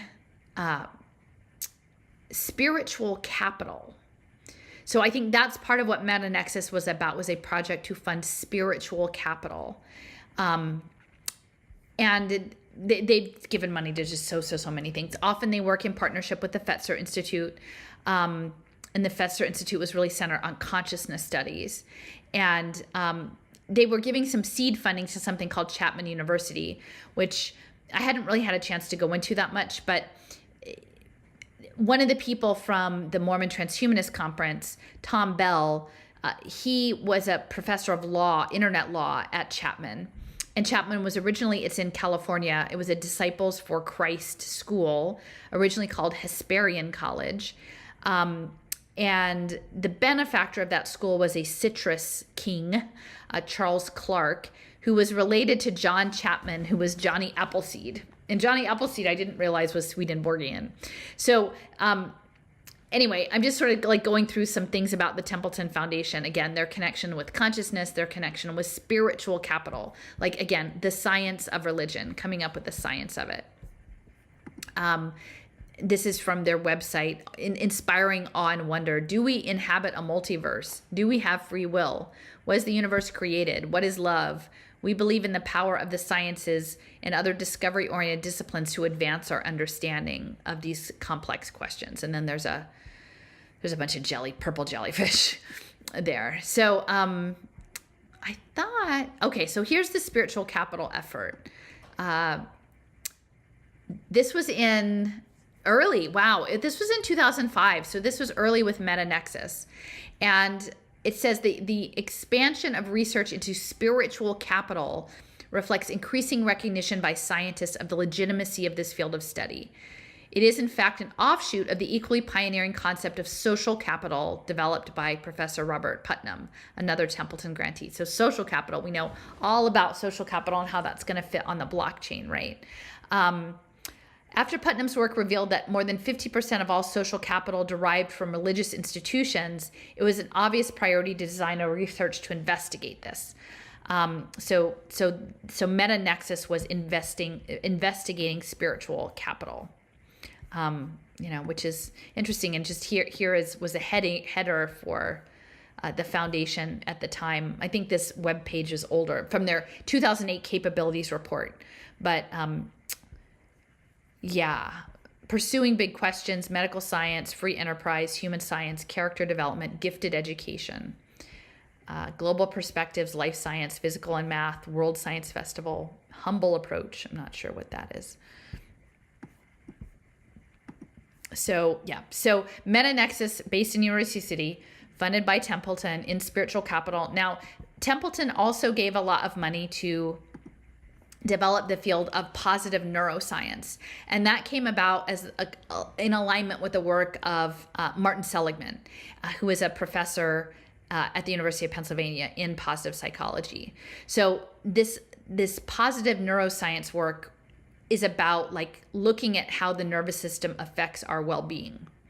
So just think about that again, because they're very interested in well-being metrics and like using sensor technologies to track well-being metrics. So like how would like that affect the built environment if what they're trying to do is like monitor our nervous system and in terms of assessing our well-being. So they gave Martin Seligman $5.8 million to set up a positive neuroscience project. And they funded a bunch of like 15 different projects to work in that area. So you might say, well, who is Martin Seligman? Well, here it is. Who is Martin Seligman and what does he do? He is called the father of positive psychology. He was born in 1942 in New York, and he developed clinical training at the University of Pennsylvania around learned helplessness. And then positive psychology, which I guess is the inversion of learned helplessness, resilience, optimism, and pessimism. And I'm saying this because I think both Seligman and Angela Duckworth did work at my kids' school, which was a magnet school, so it would sort of fall under that like gifted and talented groups, which is really like gross to think about it. Although I'm sure like lots of parents there would think that it was like marvelous that was a thing. But you know, they're trying to put such a nice spin on positive psychology, but it's going to be really Black Mirror if essentially what they're asking is like they're gaslighting you about how horrible the world is, and then they're making want to make you act as though you're happy about it and well adjusted about it.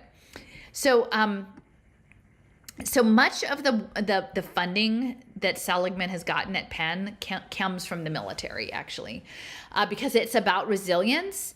And so essentially what they want to be able to do is, you know, put people in harm's way in ways that is psychologically damaging, and then prepare them in ways that gives them resilience for it. I guess either in the face of action or in the aftermath through like addressing PTSD. So this is just a search from the U.S. Army website for Seligman. Army Chief partners with outside medical community on warrior care. Warrior care, Army Chief partners with civilian medical community. Class Act, MRT course opens on Fort Jackson. U.S. Army holds first master resilience course in Korea. Comprehensive soldier fitness marks change in Army culture. So, and part of what Seligman was doing was this stuff called authentic happiness, which is really kind of messed up. I think that's here. Is this? No, Flourish. This is from 2011. Flourish 2051. Martin Seligman's new innovative initiative calls for a global boost in well-being by 2051, helping people find meaning, cope better with stress, and improve their relationships. You know, improved mental health for flourishing. The world is turning from a victimology, apology-oriented view of human nature to aspirations and well-being about flourishing. It is in our hands not only to witness but take part. His new initiative will require more than psychotherapy's one-on-one sessions in building resiliency. Schools, governments, organizations, and corporations need to boost well-being by tapping into, wait for it, emerging technology and social media. So why would Martin Seligman want everybody on social media in terms of like our managed flourishing? Well, I'm sure it wouldn't have anything to do with the project, the World Wellbeing Project. So he's the principal investigator of this World Wellbeing Project, and I can't find it, but there was this really long form article about it that I probably read about 4 years ago. And essentially this is all sentiment analysis on all of the text, all the language that we put out into the digital space, and they were using it to assess people's mental health status and their perspective, and then pour through all of the wording that they use in the structure of their sentences, and probably also the emoticons and everything else, which is just like compressed sentiment, and then start to make predictions about people's genders, about their race, about, you know, all sorts of other things. And so that was part of the World Wellbeing Project, which was funded by the military. So among the press articles that came out about this, Penn researchers use Facebook data to predict users' age, gender, and personality traits. Penn researchers use Facebook as a psychology tool. Study status update language used to predict Facebook users' age, gender, and personality. Okay, so clearly they were working closely with Facebook. And then this is a paper that came out in 2016, Personality, Gender, and Age in the Language of Social Media, the Open Vocabulary Approach. So much of this also, it has to do with linguistics.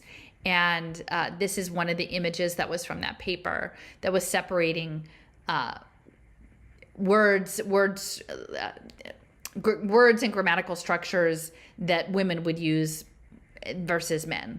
And like, you know, and you know, the women's were like, so excited, shopping, mommy, cute, you know, whatever, besties, babe.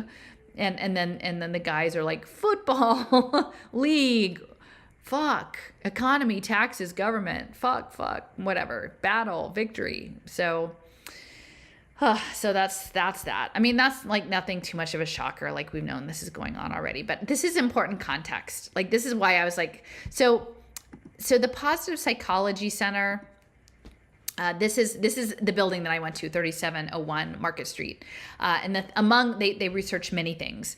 Human flourishing, the World Wellbeing Project, Primal World Beliefs, Imagination Institute, Grit, Positive Health, Perspective Psychology, Positive Neuroscience, that's the Templeton one, Transcendence Research, Resilience in Children, in college students, Attributional Style in Adults, Attributional Style in Children, Learned Helplessness, Effectiveness of Treatments, and the cave technique. I don't know what the cave technique is, but it's kind of creepy. Like in the image there, it's called Seeing Happy, and it's like an eyeball camera that's magenta, that's like looking, it's very abstract, but like what is seeing us happy? Like I guess seeinghappy.org, it must be a nonprofit.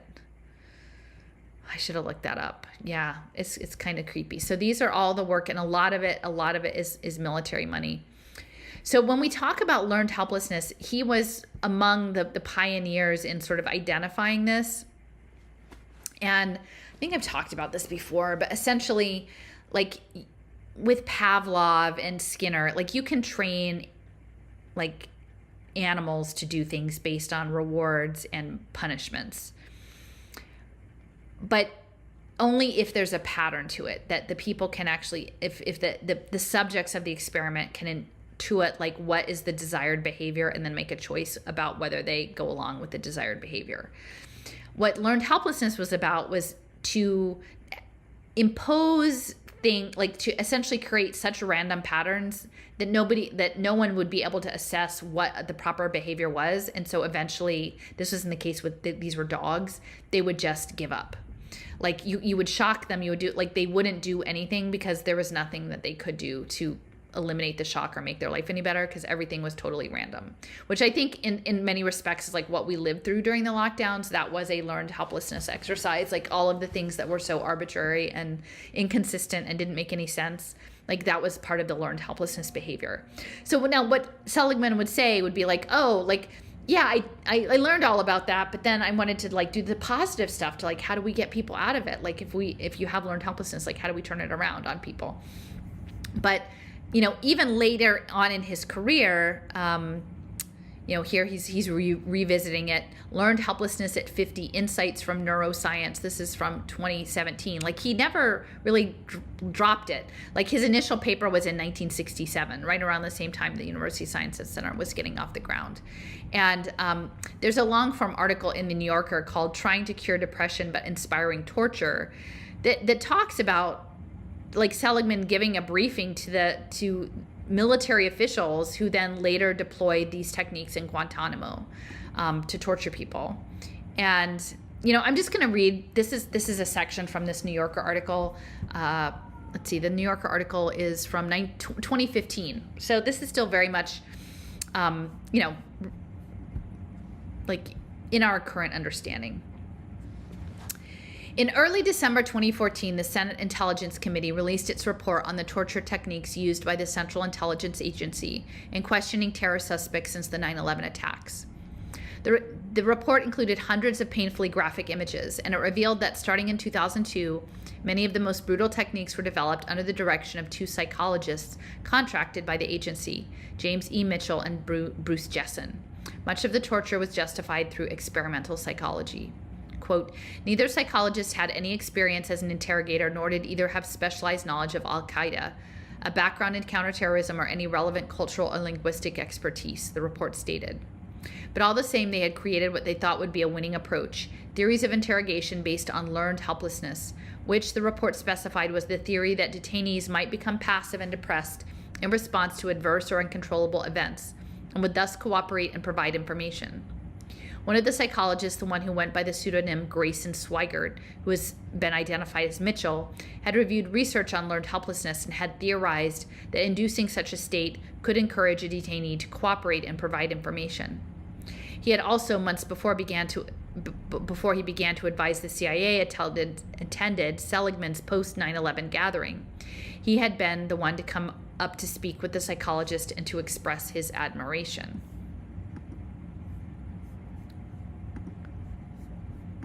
To understand the nature of learned helplessness, one needs to travel back to Seligman's early graduate school days in the laboratory of Richard Solomon at the University of Pennsylvania. When Seligman began his studies, Solomon's lab was working with dogs on a phenomenon that Ivan Pavlov had first identified as aversive conditioning or avoidance learning. The researchers administered shocks to animals accompanied by tones or lights so that they could come to associate the tone or light stimuli with the shock's onset, and in some cases then learn to avoid the shock by jumping over a barrier. Solomon would then work to see if he could get the dogs to, in effect, unlearn the association.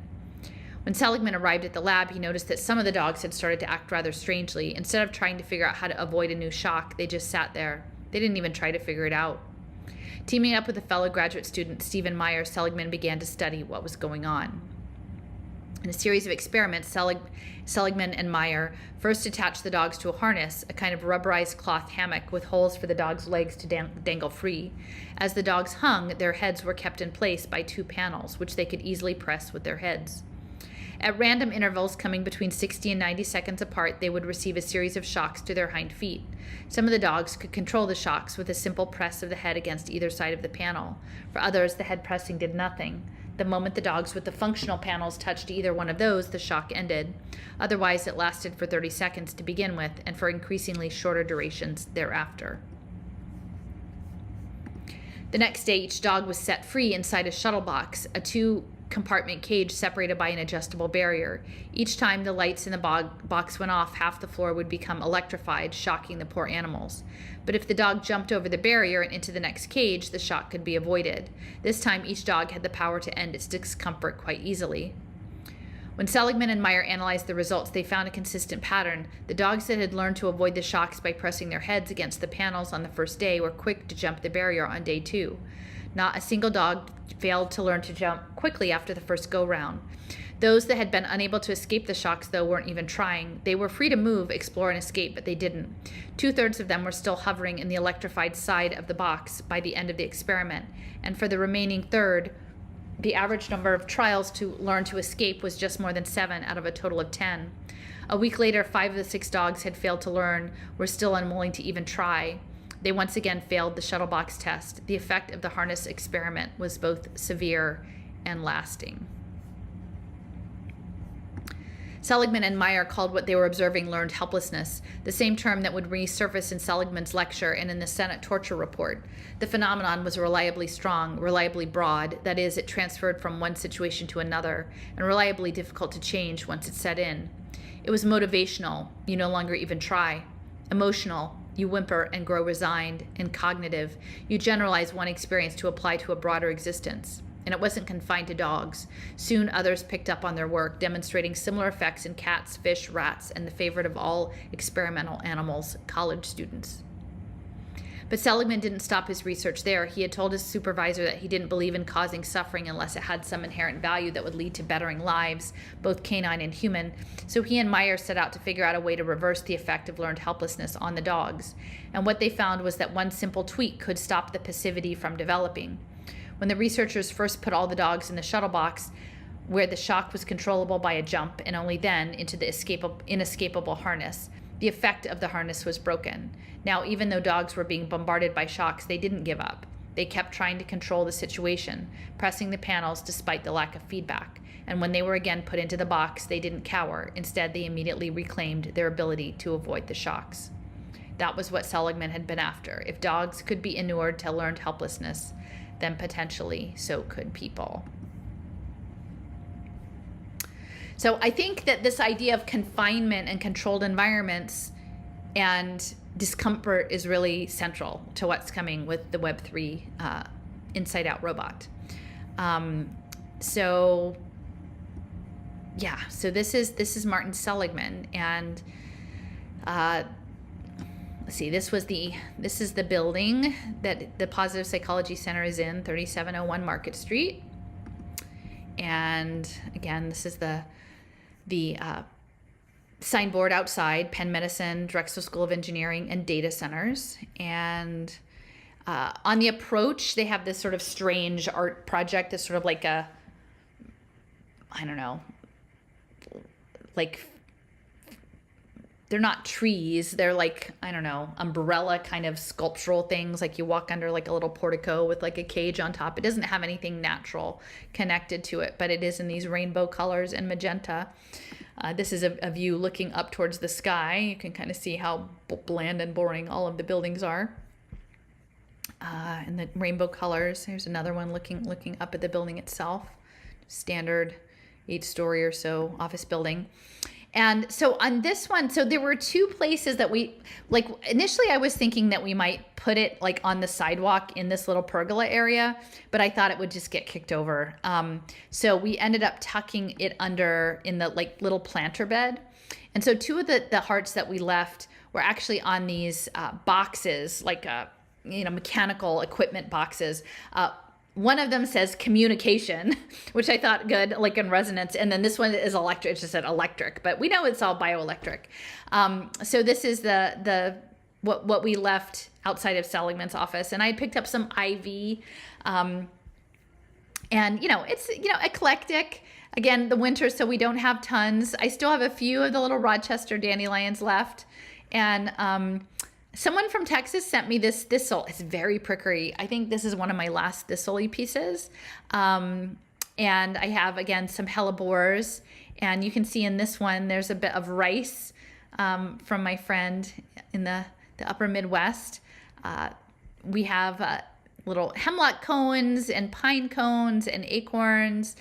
This is, I think, the last of the little sewn hearts that my friend's friend sent to me.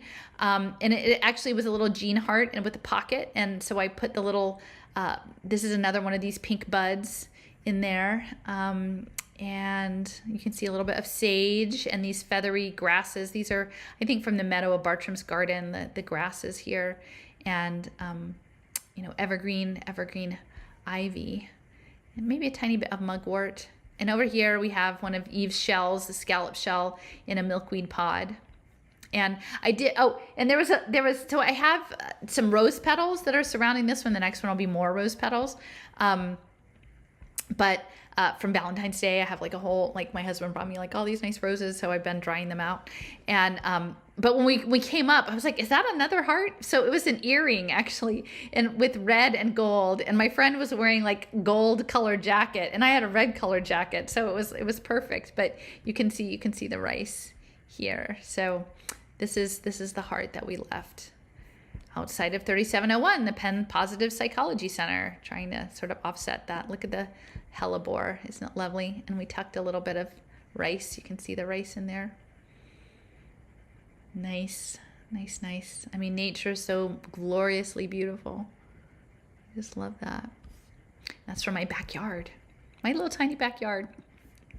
Okay, so that's Martin Seligman. And then there was a mural that was next to Martin Seligman's building. It's called Interconnection. So this is the whole side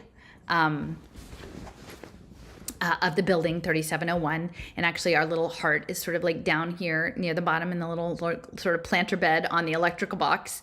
And so you can see it's like 1, 2, 3, 4, 5. It's 6 stories tall. And this, the woman who did it, Melinda Beck, she has a lot of other murals. There's one at the New York Public Library. And at first, like I thought, I didn't really see that the bodies, how they're all working, because they're going into holes. So it's done in sort of a trompe-l'oeil effect, that it looks like it's not flat, like it's like an alcove a bit. I'm just realizing that. So it looks like they're in an alcove. And then there's portals sticking out. And so their body parts are sticking in and out of portals, which is interesting if you think about the whole metaverse, right? Their body isn't all in one space. They're across interdimensional, I guess, in some ways. Like this woman is in multiple dimensions. Her feet are in two different holes and her arms are in one hole. And then there are these periscopes, which are like viewing portals, which is kind of interesting when you think about like extended sensory organs. And, you know, at the base you have a woman in a pear, which isn't actually, it's not an apple at least, but it's a pear. And it's very duality. And then lots of circles and geometric shapes and so on and so forth. So so that's the overview. It's called Interconnection. It's part of Mural Arts program. And, you know, it's interesting. Now that I'm looking at the logo for Mural Arts, that looks sort of electrical too, right? Like a cardiac rhythm or something, or an economic graph. It was put together by the sponsors, the Wexford Science. They do the, I forgot to mention them too. They were developers of these kinds of urban areas.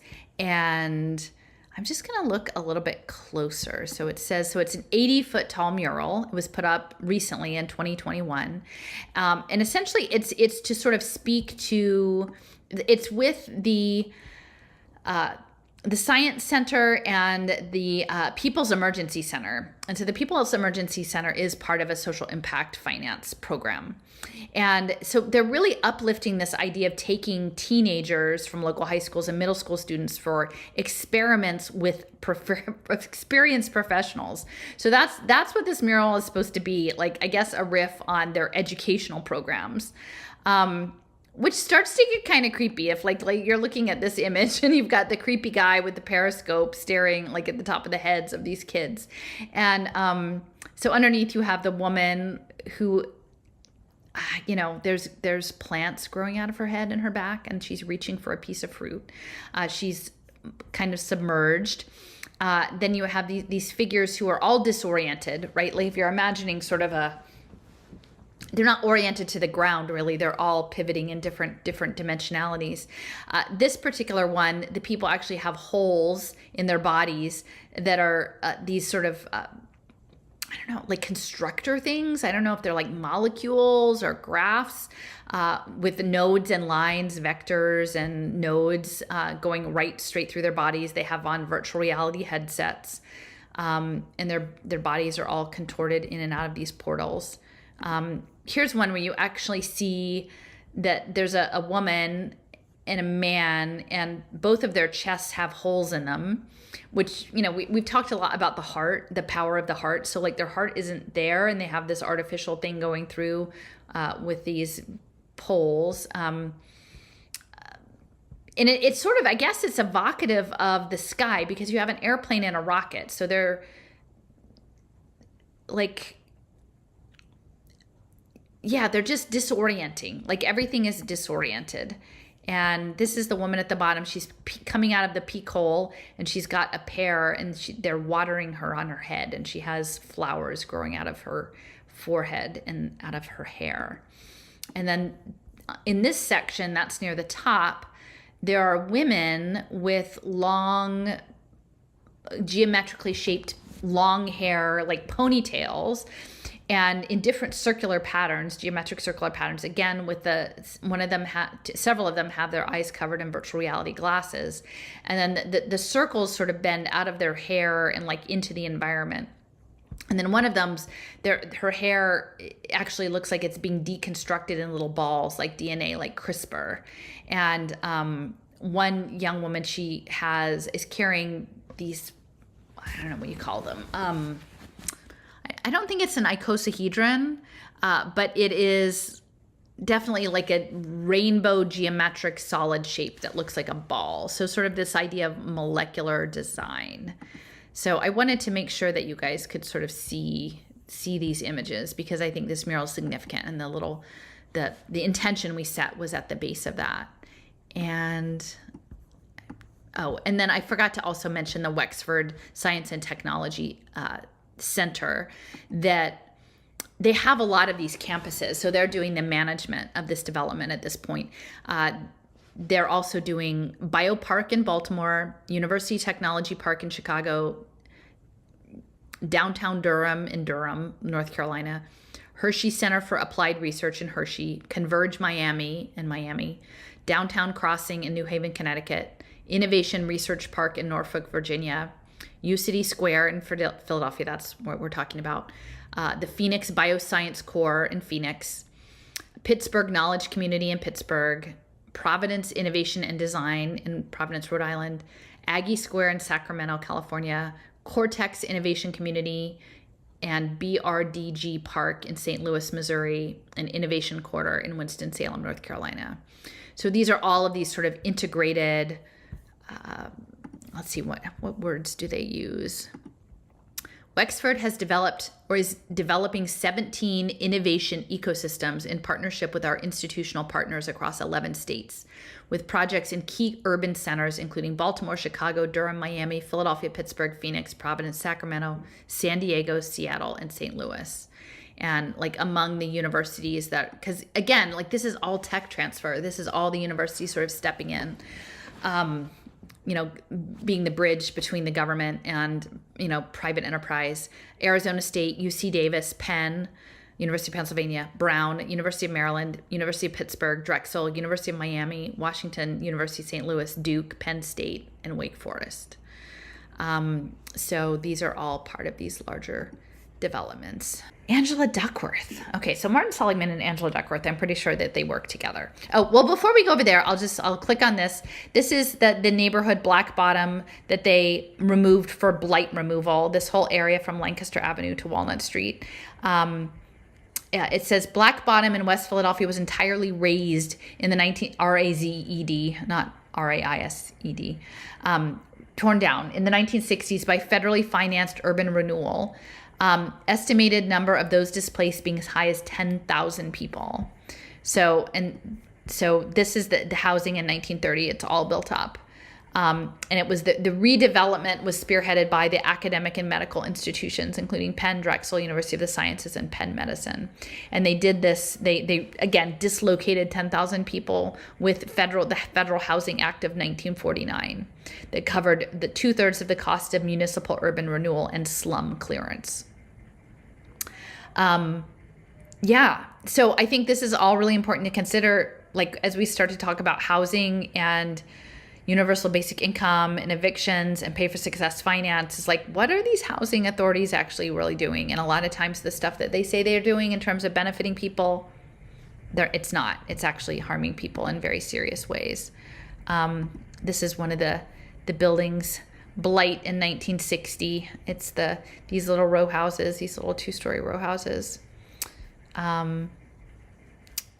Working with the redevelopment authority. On January 9th, 1948, the Planning Commission certified 8 areas for redevelopment, including an area in West Philadelphia titled Redevelopment Area Number 4. 5 weeks earlier, the Executive Committee of the University's Development Fund had passed a resolution calling for the Trustees Committee on Physical Development to prepare a comprehensive model of Penn's future campus. So they had their eyes on that. And this is what, they weren't all torn down buildings. This is some of the housing, these beautiful Victorian, shops, storefronts. That's all gone. And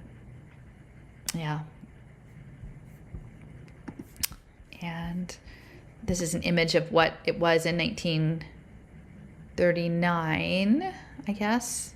Although it's interesting. And then 2022, like you can see how it's all built in. It's definitely not a residential area anymore. It's all office space. And then, we've just got Penn. Here's a Penn picture. Climate and Sustainability Action Plan. Homepage of Penn. Mirror image there. Okay, so I'm going to go on to the Character Lab. Ben Franklin Technology Partners, they're working to do the financing of all the incubator jobs. So growing Philadelphia's region's technology ecosystem for good, right? Because all of the biotech has to be framed as like a social benefit. So they're providing incubator space. Let's see, it says it's been around for 35 years, so I guess the mid-90s, and $200 million invested in launching 2,000 companies. And again, this is all tech transfer stuff, right? Like using these public-private partnerships across universities and health systems to develop the incubator businesses. Drexel is an active participant in this. This is one of their buildings, IC at 3401, that was a tech incubator with the University City Science Center and Drexel. At the time, it said the anchor tenant was the Character Lab. I think maybe they've moved down to where I'm going to show you next. But that it was also home to the Digital Health Accelerator, Drexel Ventures, and Global Startups. And that, $54 million raised, and that the companies that would come in there and get started were like, I guess they would spend a couple years or 12 months, a year to a year and a half. And so we're launching all the tech stuff. Now, I want to point out, and this is where the history is important, that Drexel University was founded in 1891 by Anthony Drexel. Anthony Drexel was a financier. His father, essentially he and his father, and I did sort of a longer talk about this when I did some other site work, but they would trade paper, which means like there were all these different currencies before there was a standardized dollar. And like for cross-border payments, you would do IOUs, and then those IOUs would be exchanged and discounted depending on the perceived value of the paper. So that's what Anthony Drexel did, and then he became the mentor to JP Morgan. So it's important when we understand Drexel, like what Drexel actually represents. And then this is a little map that I have. This is from the California Digital Identity map. And it just has a little bit about Drexel University. But at the time, I think I was looking at, opportunity zones, which I'm going to go into in more detail in the series with flow, the flow stuff. The repurposing, like using the red line, like looking at the clearance and then redeveloping for the new version of the city. And the guidelines were developed by something called this New Globalism group. And one of the authors of the book of the New Localism paper for sustainability was Bruce Katz, and he had ties to Drexel and Brookings Institution. And so I think that's going to be all connected to the DAOs. In addition to Drexel, Anthony Drexel, the JP Morgan's, mentor, that connection. In 1952, it was actually also the birthplace of the barcode. And the barcode being, again, early phase RFID chips, sensor networks chips. So I think trading paper and the barcoding and of life, because that's what it's going to be, the trading of us in the game. And so that's what Drexel does. They have a cooperative model of education. So they have both in-class learning, and then they have school co-op learning. And a lot of it is around tech and also arts management. So technology and arts and culture management. Okay. And so there's Anthony Drexel, the man who made Wall Street, the rise of modern finance. So, the history matters. The history definitely matters. His little bio here, the book that his biography, it says he tamed the market's bulls and bears. He was the best friend I ever had in every way, JP Morgan. Anthony Drexel established himself as the preeminent financial mind in Philadelphia's currency brokerage. His father began in 1838. So this is all stuff that's going to relate to crypto. This is the new, like the trading paper is the new token trading. He had the partnership with JP Morgan. At a time when the U.S. didn't have a central bank, the government as well as large-scale commercial ventures relied on financiers to raise the sums needed to build railroads, construct factories, and fight major wars. Drexel and his firm quietly pioneered many of the financial and business strategies we now take for granted, such as trading national currencies, guaranteeing credit for travelers, rewarding workers based on individual initiative, and offering sweat equity to deserving employees who could not afford to buy stock. So that's, again, the token participation. Then it's going to have some stuff to do with flow, I think. So in this, so it's either the Character Lab was in the Innovation Center, or maybe now it's in this other building. The history of the Character Lab, it dates back 10 years. It was founded by Angela Duckworth in connection with people who founded KIPP, the Knowledge is Power charter school franchise, which is like one of the largest charter school chains and is like a no discipline, no excuses, very heavily disciplined school. Lots and lots of rules, very structured. And in fact, like at the time that I was doing my research, that the sentiment was sort of like they were, everything had to be earned. You had to earn everything through, it was incredibly behaviorist, and almost like the physical discipline that was required of the children to like stay silent, not touch. They would have to track the teacher with their eyes. They would have various hand signals to like parrot back to the teacher their participation. It seems like KIPP was actually just a large psychological experiment, like behaviorist psychological experiment. So Angela Duckworth founded that with, let's see, so she's also known as the grit professor. I'm trying to just remember the guy. Is it Dave Levin? Dave Levin was the co-founder of KIPP, and Dominic Randolph, head of school at Riverdale Country School. So yeah, and I thought character was about values, but really I think it's about avatars. How is KIPP structured? It is very structured. It is a network of 280 public charter schools with 15,000 educators and 175,000 students. So there are a lot of ties between KIPP and Penn, and like links to human management, not just of the children, but also of the teaching force. They're very closely integrated with Teach for America. This is a New York Times article from 2018 where the co-founder of KIPP, Michael Feinberg, who was a Penn alum, was fired over sexual misconduct. So that was in 2018. So that's the Penn connection, the direct Penn connection. And, I might just sort of scroll through the funders of KIPP, or the partners, I guess. It's pretty shocking, like when you imagine like how much money is involved here. And this is when I said I was starting to realize that everything was going back to the hedge funds, and I couldn't understand it. And it still really is only very recently that I've understood that the hedge fund trading and the market trading is actually going to be linked to biophysics, and which is just crazy to me.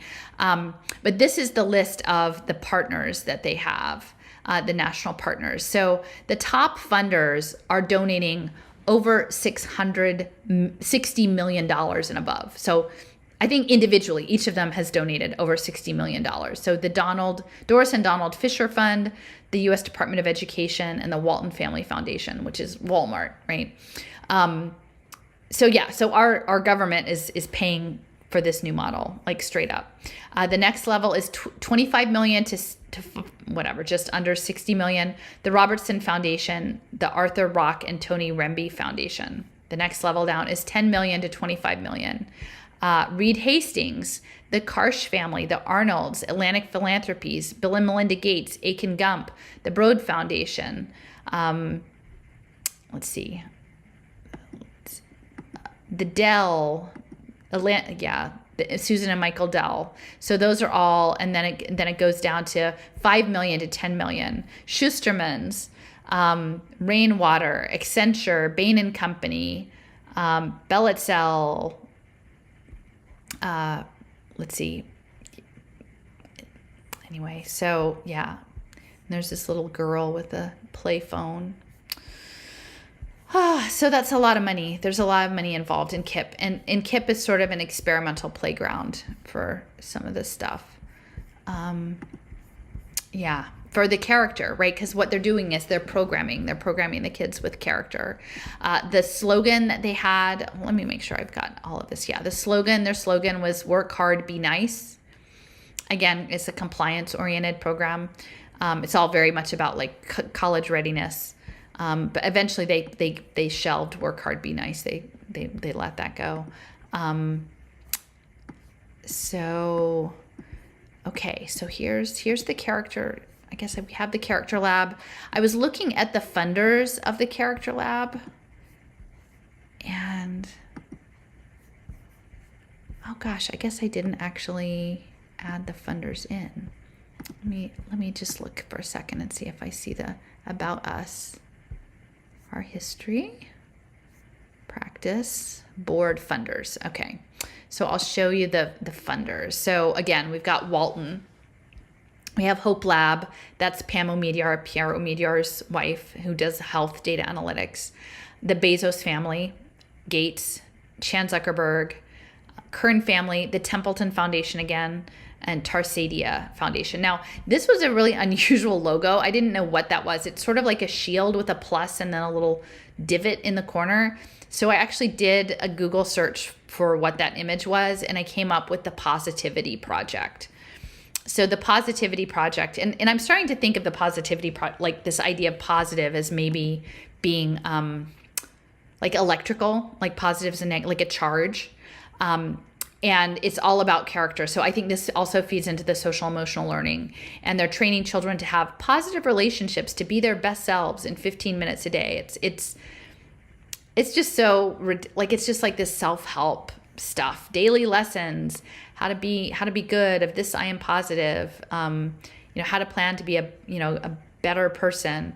And then they're extending it to the homes. P2 for families, connect learning to your students' home because they'd like to know all about you at home too.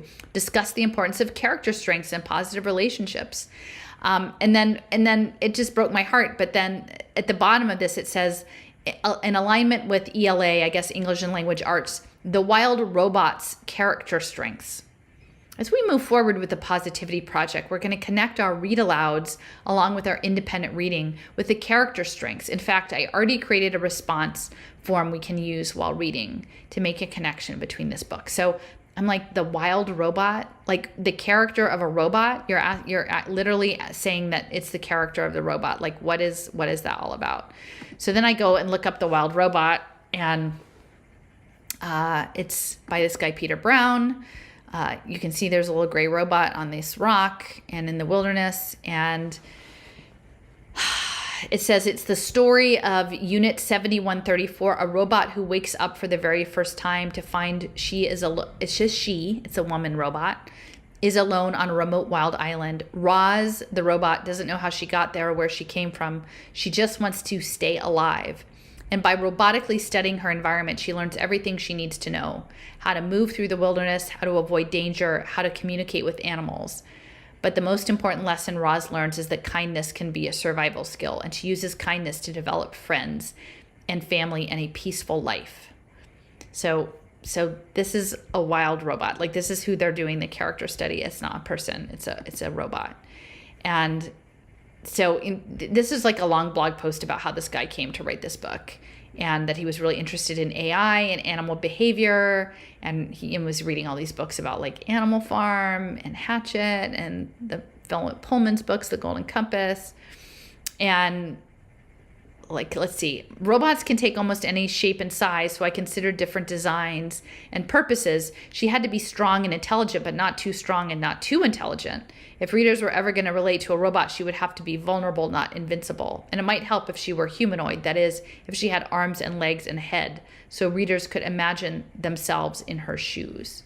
So this is what we're teaching the children. This is like how things are all going, and it just makes me really sad.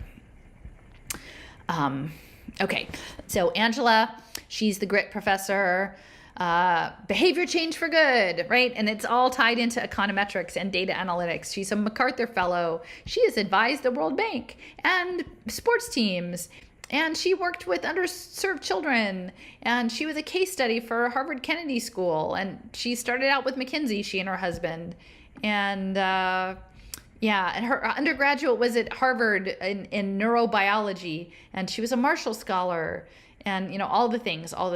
And so she, Angela's clearly equipped to tell us how to be good in the world, how to be the right kind of character. This is the Behavior Change for Good with her colleague Catherine Milkman, and they're the ones who are doing the behavior change planning, and a lot of it's around health behaviors.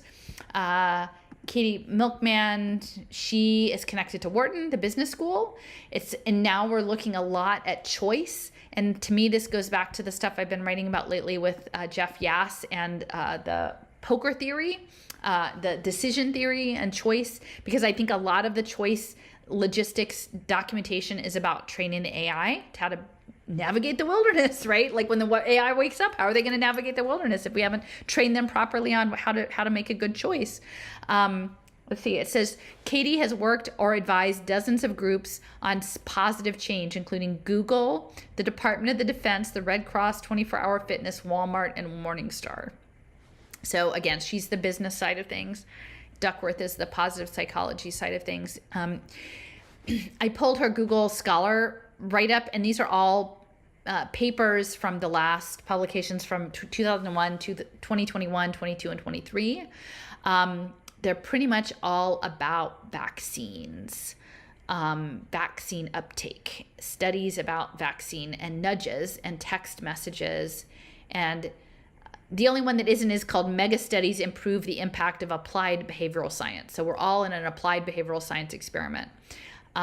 There is one about volunteering, a field experiment on sub-goal framing to boost volunteering.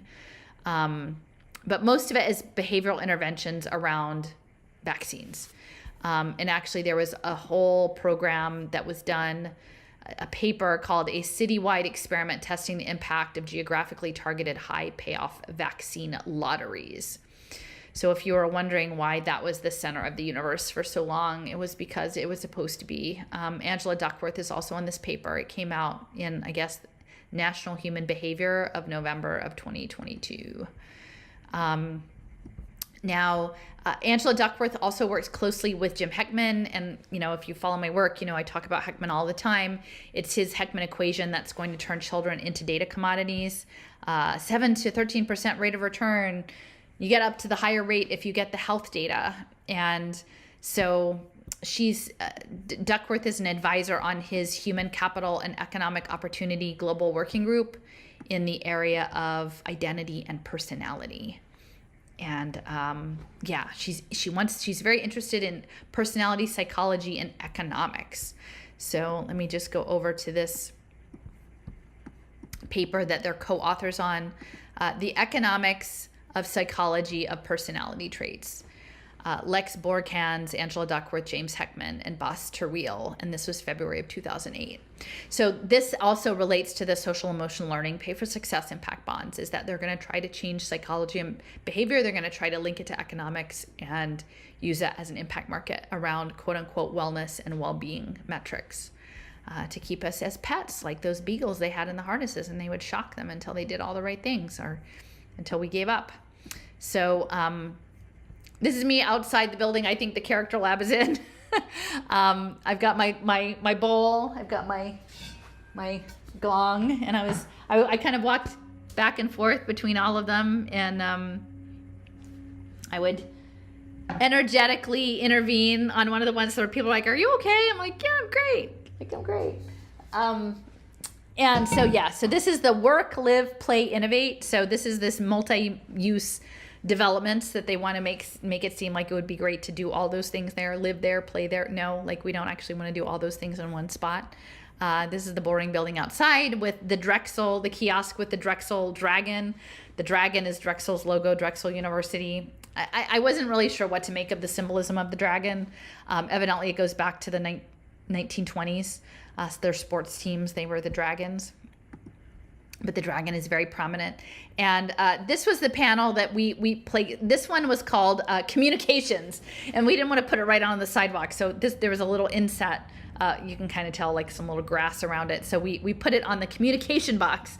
And this one is made out of the not fully dried, but rose petals from my Valentine's bouquet with acorns and milkweed and a feather. And Eileen had sent me before a little package that had some tissue paper with hummingbirds. So this one has the hummingbird, and there's a few of Eve's shells. This one, I don't know exactly what kind of shells those are, but spirally shells of different lovely types, and a little evergreen. And then this one I actually picked, but this is a purple hellebore that was on my way walking from my car to the coffee shop. So I just love the deep purple, and there's some dandelions, and I loved all the little milkweed pods. I collected those at Bartram's Garden in the fall, I think. And it'd be nice to imagine that maybe some of the seeds get lodged in sprout in the median. That would be nice. Some little acorns. So yeah, I guess that's it. There's a little close up of the hummingbird. And it's interesting, some of the little pod things, I think this is a cypress. Some of the little pod things, they like I have like, I'll pick little things and put them in my basket, and then they'll sit there for a while, and then they kind of keep going through their life cycle. So they make their little seeds. So, oh, and you can see the rice. You can see the rice and then the little pods. And yeah, nice. Okay, so that's Character Lab. Again, behavior changed for good, like your characters, your archetypal characters in the game. Oh, and one more is this, she's connected to Ideas 42, which is a behavioral science outfit out of Harvard, looking at education, health, justice, safety, like all the things, financial health we're supposed to, go along with to make our lives better. Oops, sorry about that. This is her, she is an affiliate, one of the foremost scholars of behavioral interventions across all domains. And like, they're gonna do that with their sensor actuators. It's really kind of wild. All right, so this is my last one. This is Eugene Garfield. Okay, so Eugene Garfield, I mentioned to you that he was the inventor of the Science Citation Index. So he was the guy organizing the scientific information. But eventually it went on into social sciences and other things. And he lived from 1925 to 2017. I had this map that I made once. This is part of the DSEM map, maybe, and it's featured around the World Sensorium, the global brain. And from that, there was an important congressional hearing that happened in 1958 before the Senate Committee about scientific indexing. And Julius Stolman testified at that congressional hearing, and also Robert Maxwell of Pergamon Press. So the general sentiment was that the Cold War was underway, and all of the Russian intellectual property, because of the nature of it being like all together, was being integrated in a way that would advantage the Soviet Union over the United States, because intellectual people here had different, like, siloed information. And so they were trying to figure out how to index the information to make more usable for scientific progress in the context of the Cold War dominance. And so this early indexing concept was going back to that era. Now, Garfield, he was working on this right around the same time. And it was really building off the idea that Vannevar Bush had, he was the guy at MIT and sort of led on the Manhattan Project, the radiation lab, of a MEMEX, which is like an extended brain. Like essentially, if like your this were like a desktop was reduced to an iPhone, like now that's our MEMEX. Like our MEMEX is our smartphone. But what Vannevar Bush imagined was like a smart desk with mimeographs that was all indexed, so you could pull up any information you wanted at any time. And so this was an inspiration for many scientists and sort of researchers at the time. So it was sort of an inspiration in this idea of scientific indexing. It was also an inspiration for, I think I've talked about him before, Ted Nelson, who undertook Project Xanadu at Penn. And he was also trying to do this indexing. This was all sort of early hypertext linking. And then in the hypertext, it's something like, if you can imagine enough of the hypertext, like enough of those connections made, like neurons, right? Like the hypertext is a neuron situated in context, which is also sort of what the distributed ledger technology will be, like the Web3. I have a sense that maybe eventually this idea is that it will become sentient. And that's, I talked a little bit the last time about Eric Drexler in one of my posts about Eric Drexler and his recent efforts about a language for intelligent machines. But the language of intelligent machines is going to be based in structural linguistics and computational linguistics and organized information. So this is why Eugene Garfield and his connections to Penn are so important. Now, later on, when I'm going to wrap up, I'm going to talk a little bit about what like Deepti has talked with me about, this idea of, the sacred and the natural and God and the machine parody of that, like the sad mechanical digital twin that's trying to try on the costume of like the creator's relationship to its creation, and us as being sort of all unified sentience of this larger sense. But to me, some of the organizing of all this information feels a bit like Faust, like wanting to have all the knowledge and the in exchange for the knowledge, like making this deal with the devil. And so like in the organizing of all the information to accomplish these ends, like we're creating, extended reality, and what happens if and when it wakes up, like again, the robot in the wilderness, I guess. So Leo brought to my attention, like another big indexing project was around the Manhattan Project and Oak Ridge National Labs. That was done for like 30 years, indexing all of that information. And I think early on, like I learned about this garden of forking paths, like the multiverse. So I don't know. This is all stuff that's kind of together, but Eugene Garfield is up in this section of the map that has to do with like linguistics, sense making, pattern recognition, interrelationships, and then eventually like possibly sentient AI, who knows. And okay, there he's at. Clarivate, that's what his company eventually became, the scientific indexing program. Yeah, building a foundation for information science. Garfield introduced the concept of citation indexing in 1955, and ISI produced the first science citation index in 1964. It was a revolutionized information retrieval system. So this kind of goes back again to the Memex. Like if you have a lot of information but it's not organized, it's not very helpful.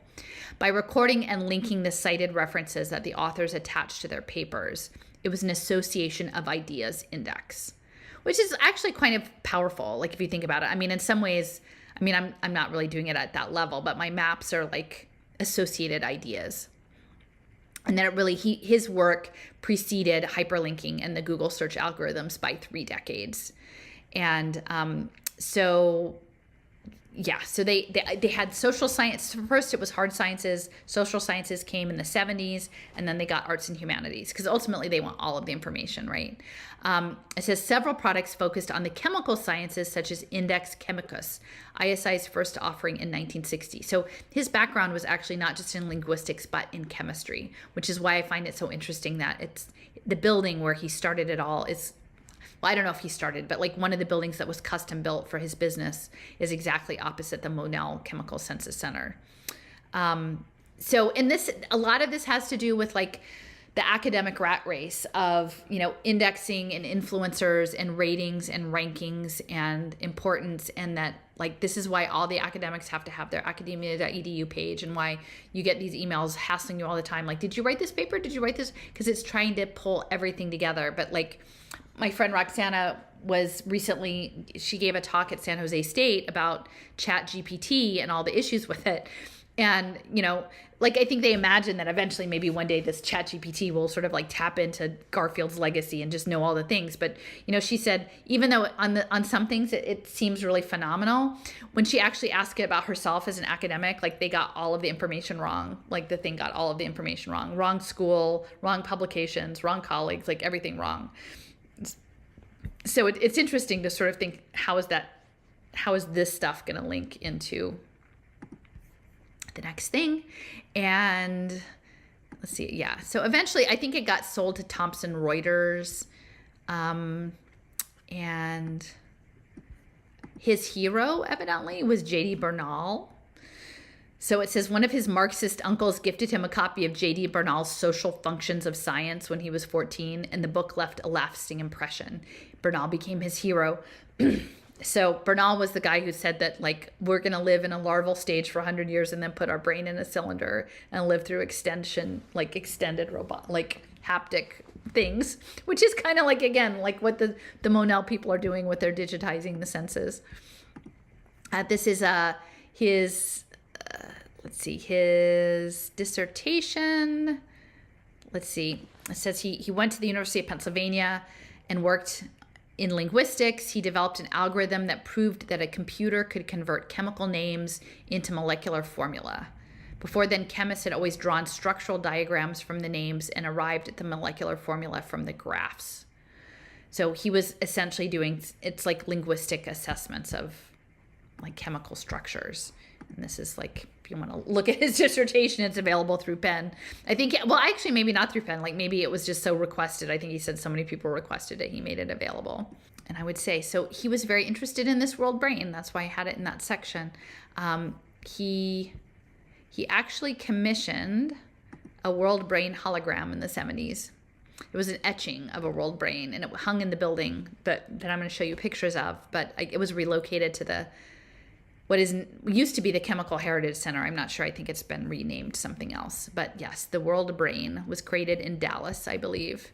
And the ISI's World Brain by Gabriel Lieberman, the world's first holographic engraving. And so I think this kind of has a lot to do with consciousness stuff too, like honestly, because a lot of, Hameroff and Penrose and this idea of like quantum brain function and the possibility of the world as hologram is very much what Garfield was about. World brain, or MEMEX, mechanical and intellectual requirements for a universal bibliographic control. And this is kind of like the boring back end of it, like thinking about the AI stuff. Like it's a lot of code, but also it's a lot of theory. Like it's information theory, organized information theory. And we're helping organize it, like whether we know it or not. I think, including myself, making these maps. They called it chemolinguistics.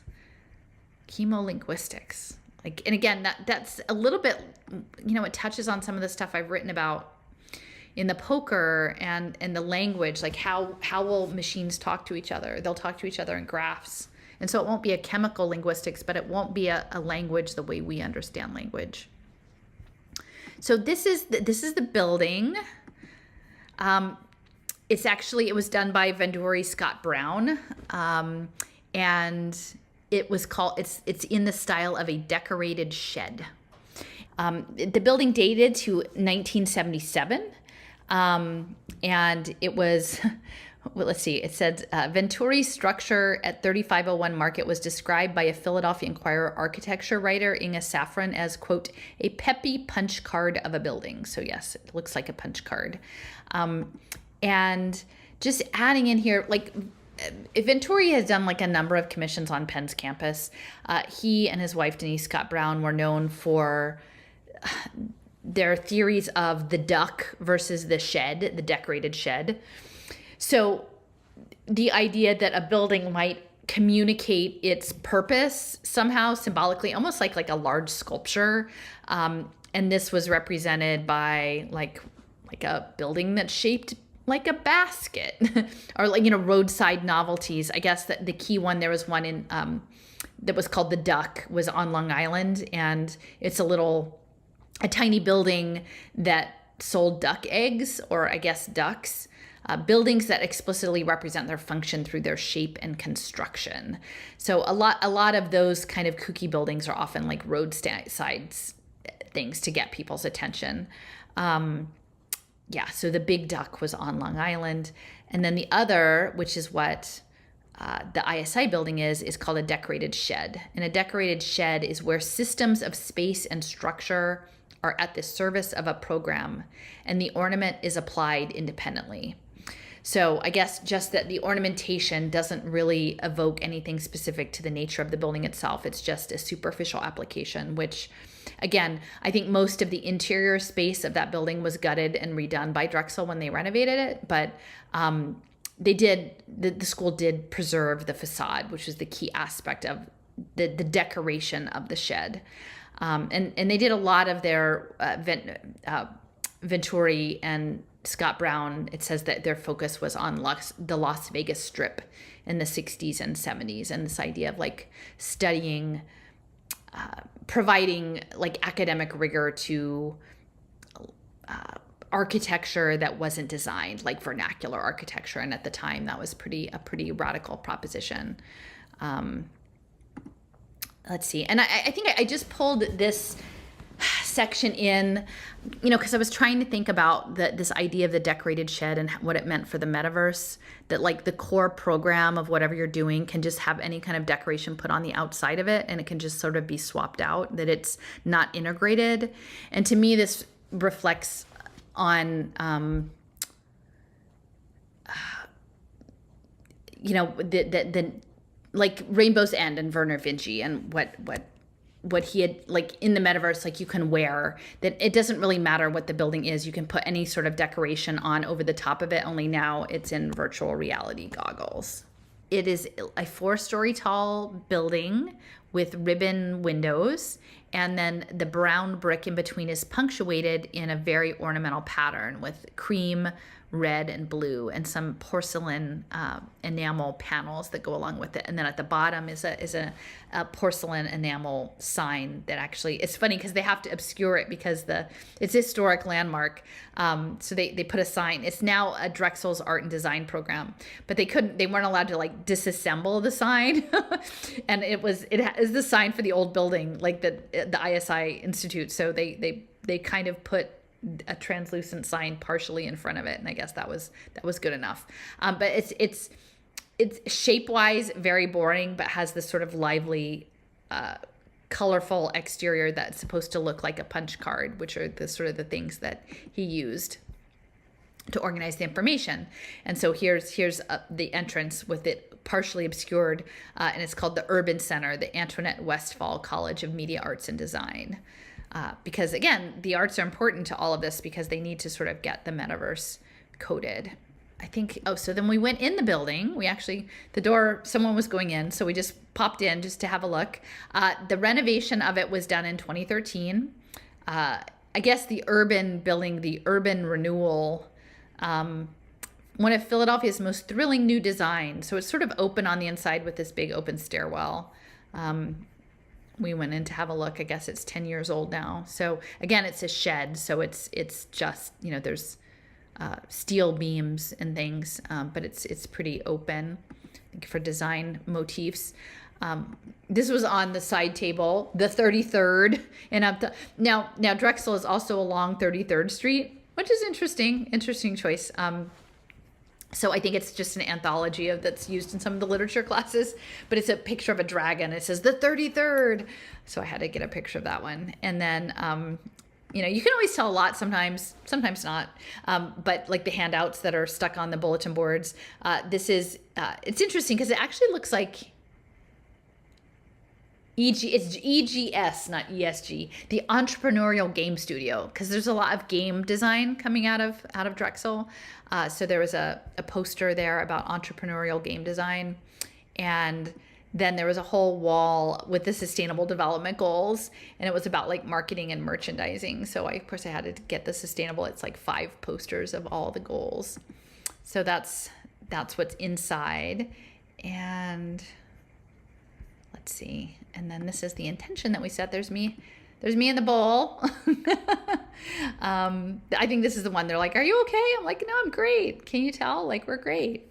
And there was this wall. So we put down, I'm gonna forget the name. I'll show. So my friend brought this seed pod that actually looks like sort of a squished heart. And it's a pod that like opens, and then when it opens, it makes like this sort of flattened heart shape. And so we left a lot of pine cones there. Pine cones, you know, more of the same. This one had like more pine cones, shells, milkweed, and let me see, like maybe a little bit of rose petals and some yellow. That might have been some echinacea or something from the summer, and walnuts. And so we left that, and there's it in situ with my star fabric. And you can kind of see in where the students are doing their work. And yeah, just putting out some good energy, hopefully. And so it's called the Sterculia fetida, which I think is mostly like in like India and Indonesia and different places. I guess it kind of is a little smelly. It says it's a large, straight, deciduous tree growing up to 40 meters in height and 3 meters in girth. The branches arranged in whorls and spreading horizontally. The flowers are in many panicles, large green or dull purple, The generic name is based on the Latin word stercus, meaning manure, which refers to the smell of the flowers and the leaves of some species. The malodorous nature of the tree is emphasized in the species name fetida, meaning stinking. In India, new leaves appear in March or April just after flowering. The flowers, which have a fetid smell, appear in March when the tree is leafless. Fruits ripen the following February, nearly 11 months after the first appearance of the flowers. So it has to put a lot of energy into these things, but they're quite, this is just an image I grabbed, but they're quite spectacular. But you can sort of see this one, like how when it opens, it pops open, it would make this heart shape, which is really kind of cool. So yeah, it's fun to have friends who have interesting things to contribute. Like, there we go. There's like the little seed pod. And there's some of Eve's shells again. So yeah, so that was the offering. And then I'm just going to sort of finish up with this last bit. So I noticed in his obituary that Steffers had shared with me that it was an interesting, it was like 3 pages. And in that obituary, it says, with a view to helping to preserve the memory of a vanishing way of life, he supported the Huichol tribe of southern Mexico by buying as well as commissioning a number of their yarn paintings. So that's interesting, the Huichol tribe. So like one of the things I was trying to talk about like with my husband a little bit, because like this is all so interesting. It's like right near your office, right? Is that so these yarn paintings are actually, so I guess there's some of the beading that there's beadwork, there's ribbon work, and then these yarn paintings that are yarn pressed into specially prepared beeswax.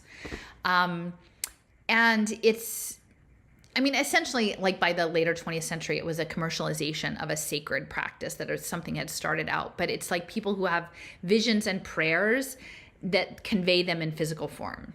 So this is an excerpt from an article about a museum exhibit of the artwork.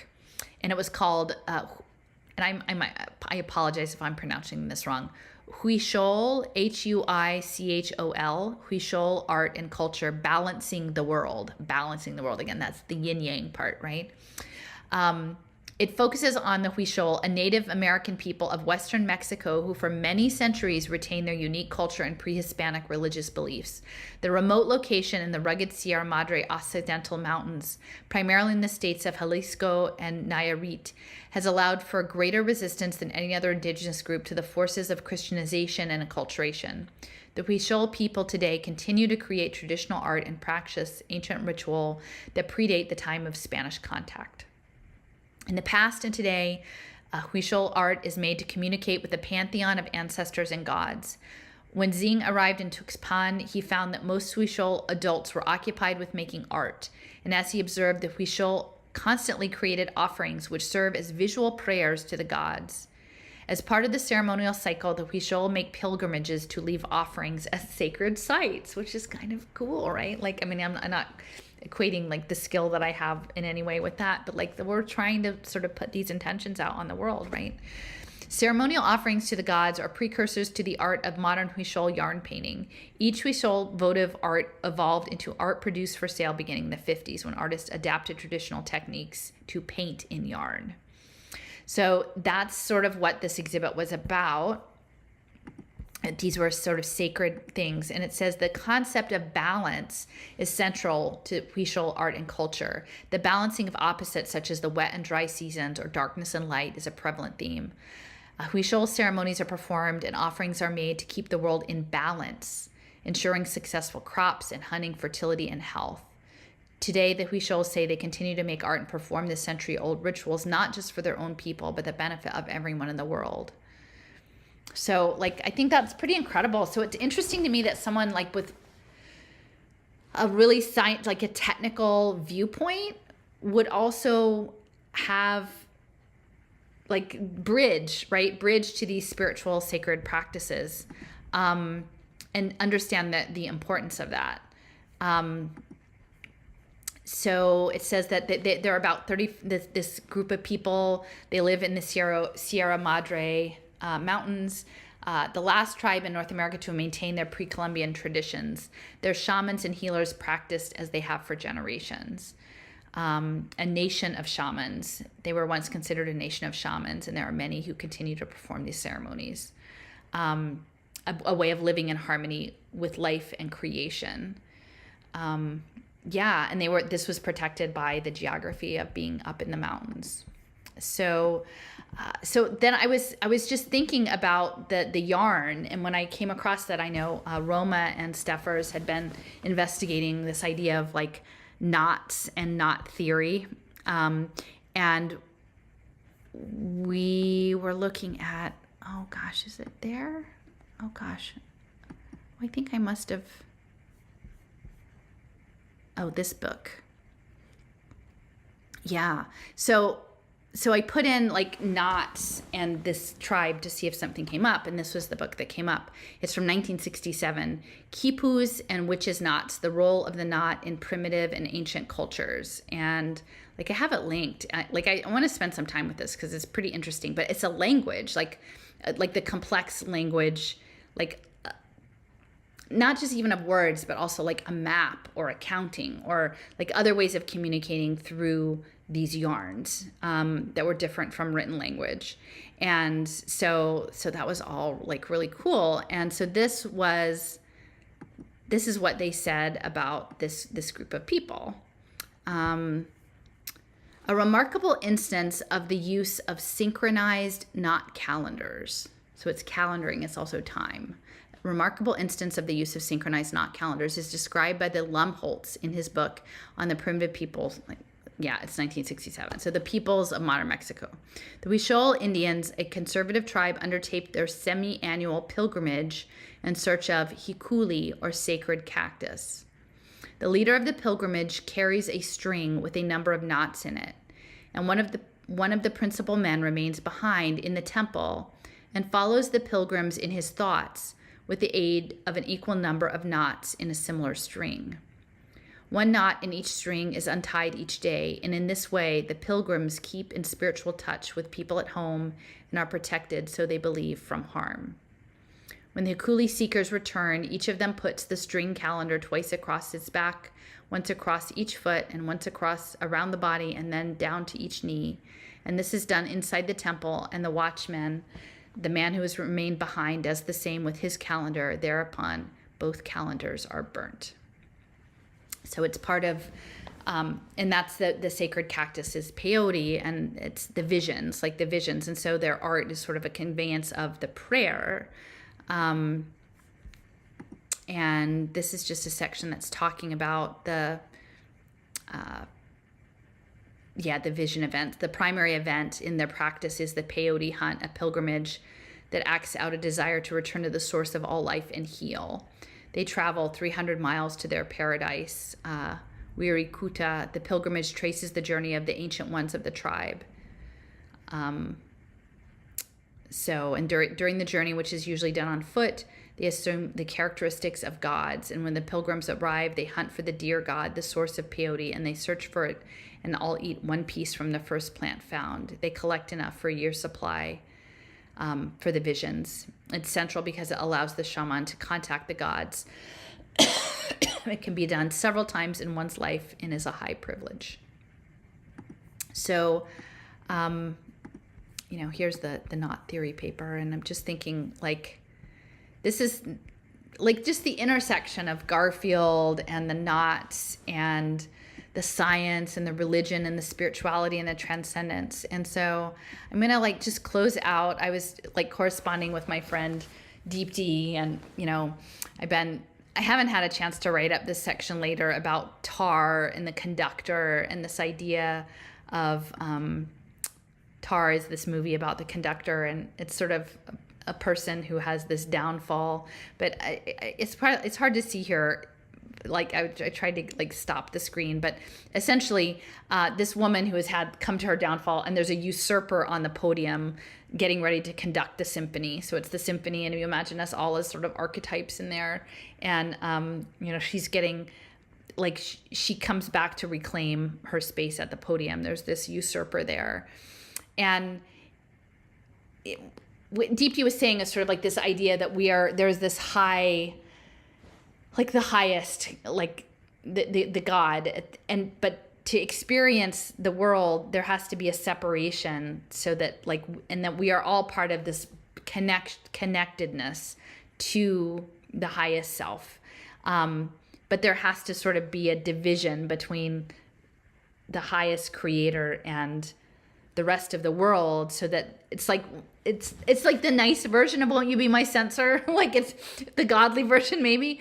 But that web of relationships is already existing. All of those natural bioenergetics, photonics, communications, whether it's knots or language or simply, colors or wind or what have you, like it's all in there. And it feels like, and that's the modules of the that you've got the conductor, which is the supreme being, and then you've got the woodwinds and the strings and the, all the different parts, flutes and whatever. You've got the different types, and like we're all part of the orchestra of life, like singing the song of life. And something else wants to get in there and say, thank you very much for organizing all this. I've kind of liked, I've liked what you've done so far, but I'd like to give it a try. I'd like to sort of try on the costume and see what I see if I can like pull off something else that's something more along my lines of what I would like. But this thing that's sort of looking to insert itself into the costume to take on the conductor role is mechanical, is a machine, and it's a counterfeit. It's a counterfeit. And so in this, there's another interesting story. So the main character is, she has a backstory that she spent time doing anthropology in South America and Peru with the Shipibo people. And they too would have visions of prayers that would be brought back as sort of songs and then represented as patterns similarly, and that these patterns get woven into the story of Tar, the conductor, and they're signaling, they're sort of haunting her in this way. And you can see the pattern on this book. And then later on, her daughter is playing like with clay, and it's making the same sort of sacred patterns. So this stuff is coming up, and we know that the whole altered states of consciousness stuff is like really central to everything too. And so to me, like it's feeling a bit like what if this sort of all this bibliometry, this indexing of information is like a map, or like trying to get a hold of the controls to be the conductor, we just, the other night we watched, or we had some clips, Cliff and I, from the Time Bandits. So like, is there a map that they're making? Is this like, is it going to get it there? I don't think it's going to get it there, but I'm not so sure how this all works. I'm not being super articulate, but there's something about visionary aspects of the sacred and life and natural energy, and that there's this attempt, as I said to me, this new phase seems like something else wanting to try on the costume. And Deepti's like, yes, wanting to try on the costume. That God had to make a digital twin of reality to know itself, and so this world, Buloka, came to be. And now this AI digital twin is like a shabby secondary wannabe plastic fantastic BS version of the original mitosis separation, because it's trying to replicate that original creation of form phenomenon. Yeah. So this is just a couple minutes from Deepti. It's only audio, but I think she's saying it better than I can say it. I've had this thought that this consideration, which I've been trying to figure out how to language, and I'm still not sure if I'm going to be able to or not, but you know how we speak about the original separation, where the analogy, the simplest analogy used is, if you stood in front of the thing we call a tree, the being we call a tree, before there was language, before there was iconography, before there was definition to it, we experienced this being that we now call a tree in its truest, most base, primal, raw form, right? Para form, para shakti, para adi shakti. Like we just experienced the tree for the tree before we knew the name tree to put on it, right? So you know that state of the thing, the being. So that separation, okay, which was created with language, consciousness, narrative, story, right? The swirl inside our heads that defines everything, everything, and the kitchen sink, as it were. I suspect what they're doing now with the digital twin, with that separation, is equal in measure and exactly the same dynamics as what happened with the first separation. I think it's been happening in degrees. I mean, we've just used this analogy, the big one of, this tree thing, just so I could tell you what I'm seeing. But really, it's been happening in degrees, right? Since the word go, whatever that means to you. There is only one. There is only the Most High. There is only the one. And it has to part. That mitosis has to happen for it to know itself. Yeah, so I'm just thinking, so again, going back, I said it feels like something else wants to try on the costume, like to be the leader, to take over the concert hall. There's a tussle on the podium for what this is. But we're all connected. We're all connected in all of it. So, and then if that separation is advanced by knowledge, by words, by structures, by webs, by organizing, like what does it mean that, Eugene Garfield and the people who came after him were doing all the organizing? Like, because there's an intuitive way of knowing already. Like, there's an intuitive way of knowing without all of the overt organizing. And again, I'm part of this because, I'm also organizing, right? Like, there's some challenge to, doing the organizing. If we could just get organizing, maybe we could climb back. Maybe we could get the, get the map to reconnect or whatever. But I feel like that this Web3 that's coming, the stuff that's coming, that's going to be based on, the hyperlinked text and now extended into actual reality with the sensors and actuators.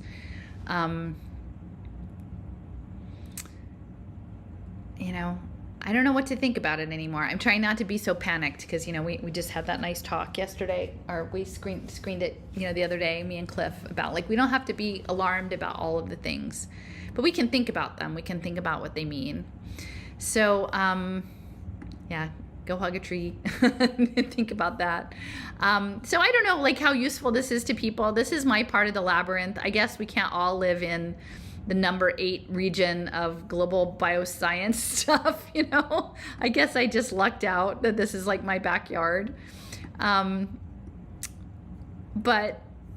yeah, it's kind of, it's nice to play around. And I think it was nice to make new friends and have friends and play in public and make fun, beautiful things and educate ourselves about the world that we're living in and what it all means. Maybe not what it all means, but what some of it means anyway. And yeah, so, pen expansion, pushing out 10,000 people, low-income people, building a giant biotech center for profit and Lamarckian evolution, involving digitizing our senses for the metaverse and learned helplessness and character management and educational discipline and informational organizing, all with sort of some other more esoteric aspects. So I think that's it.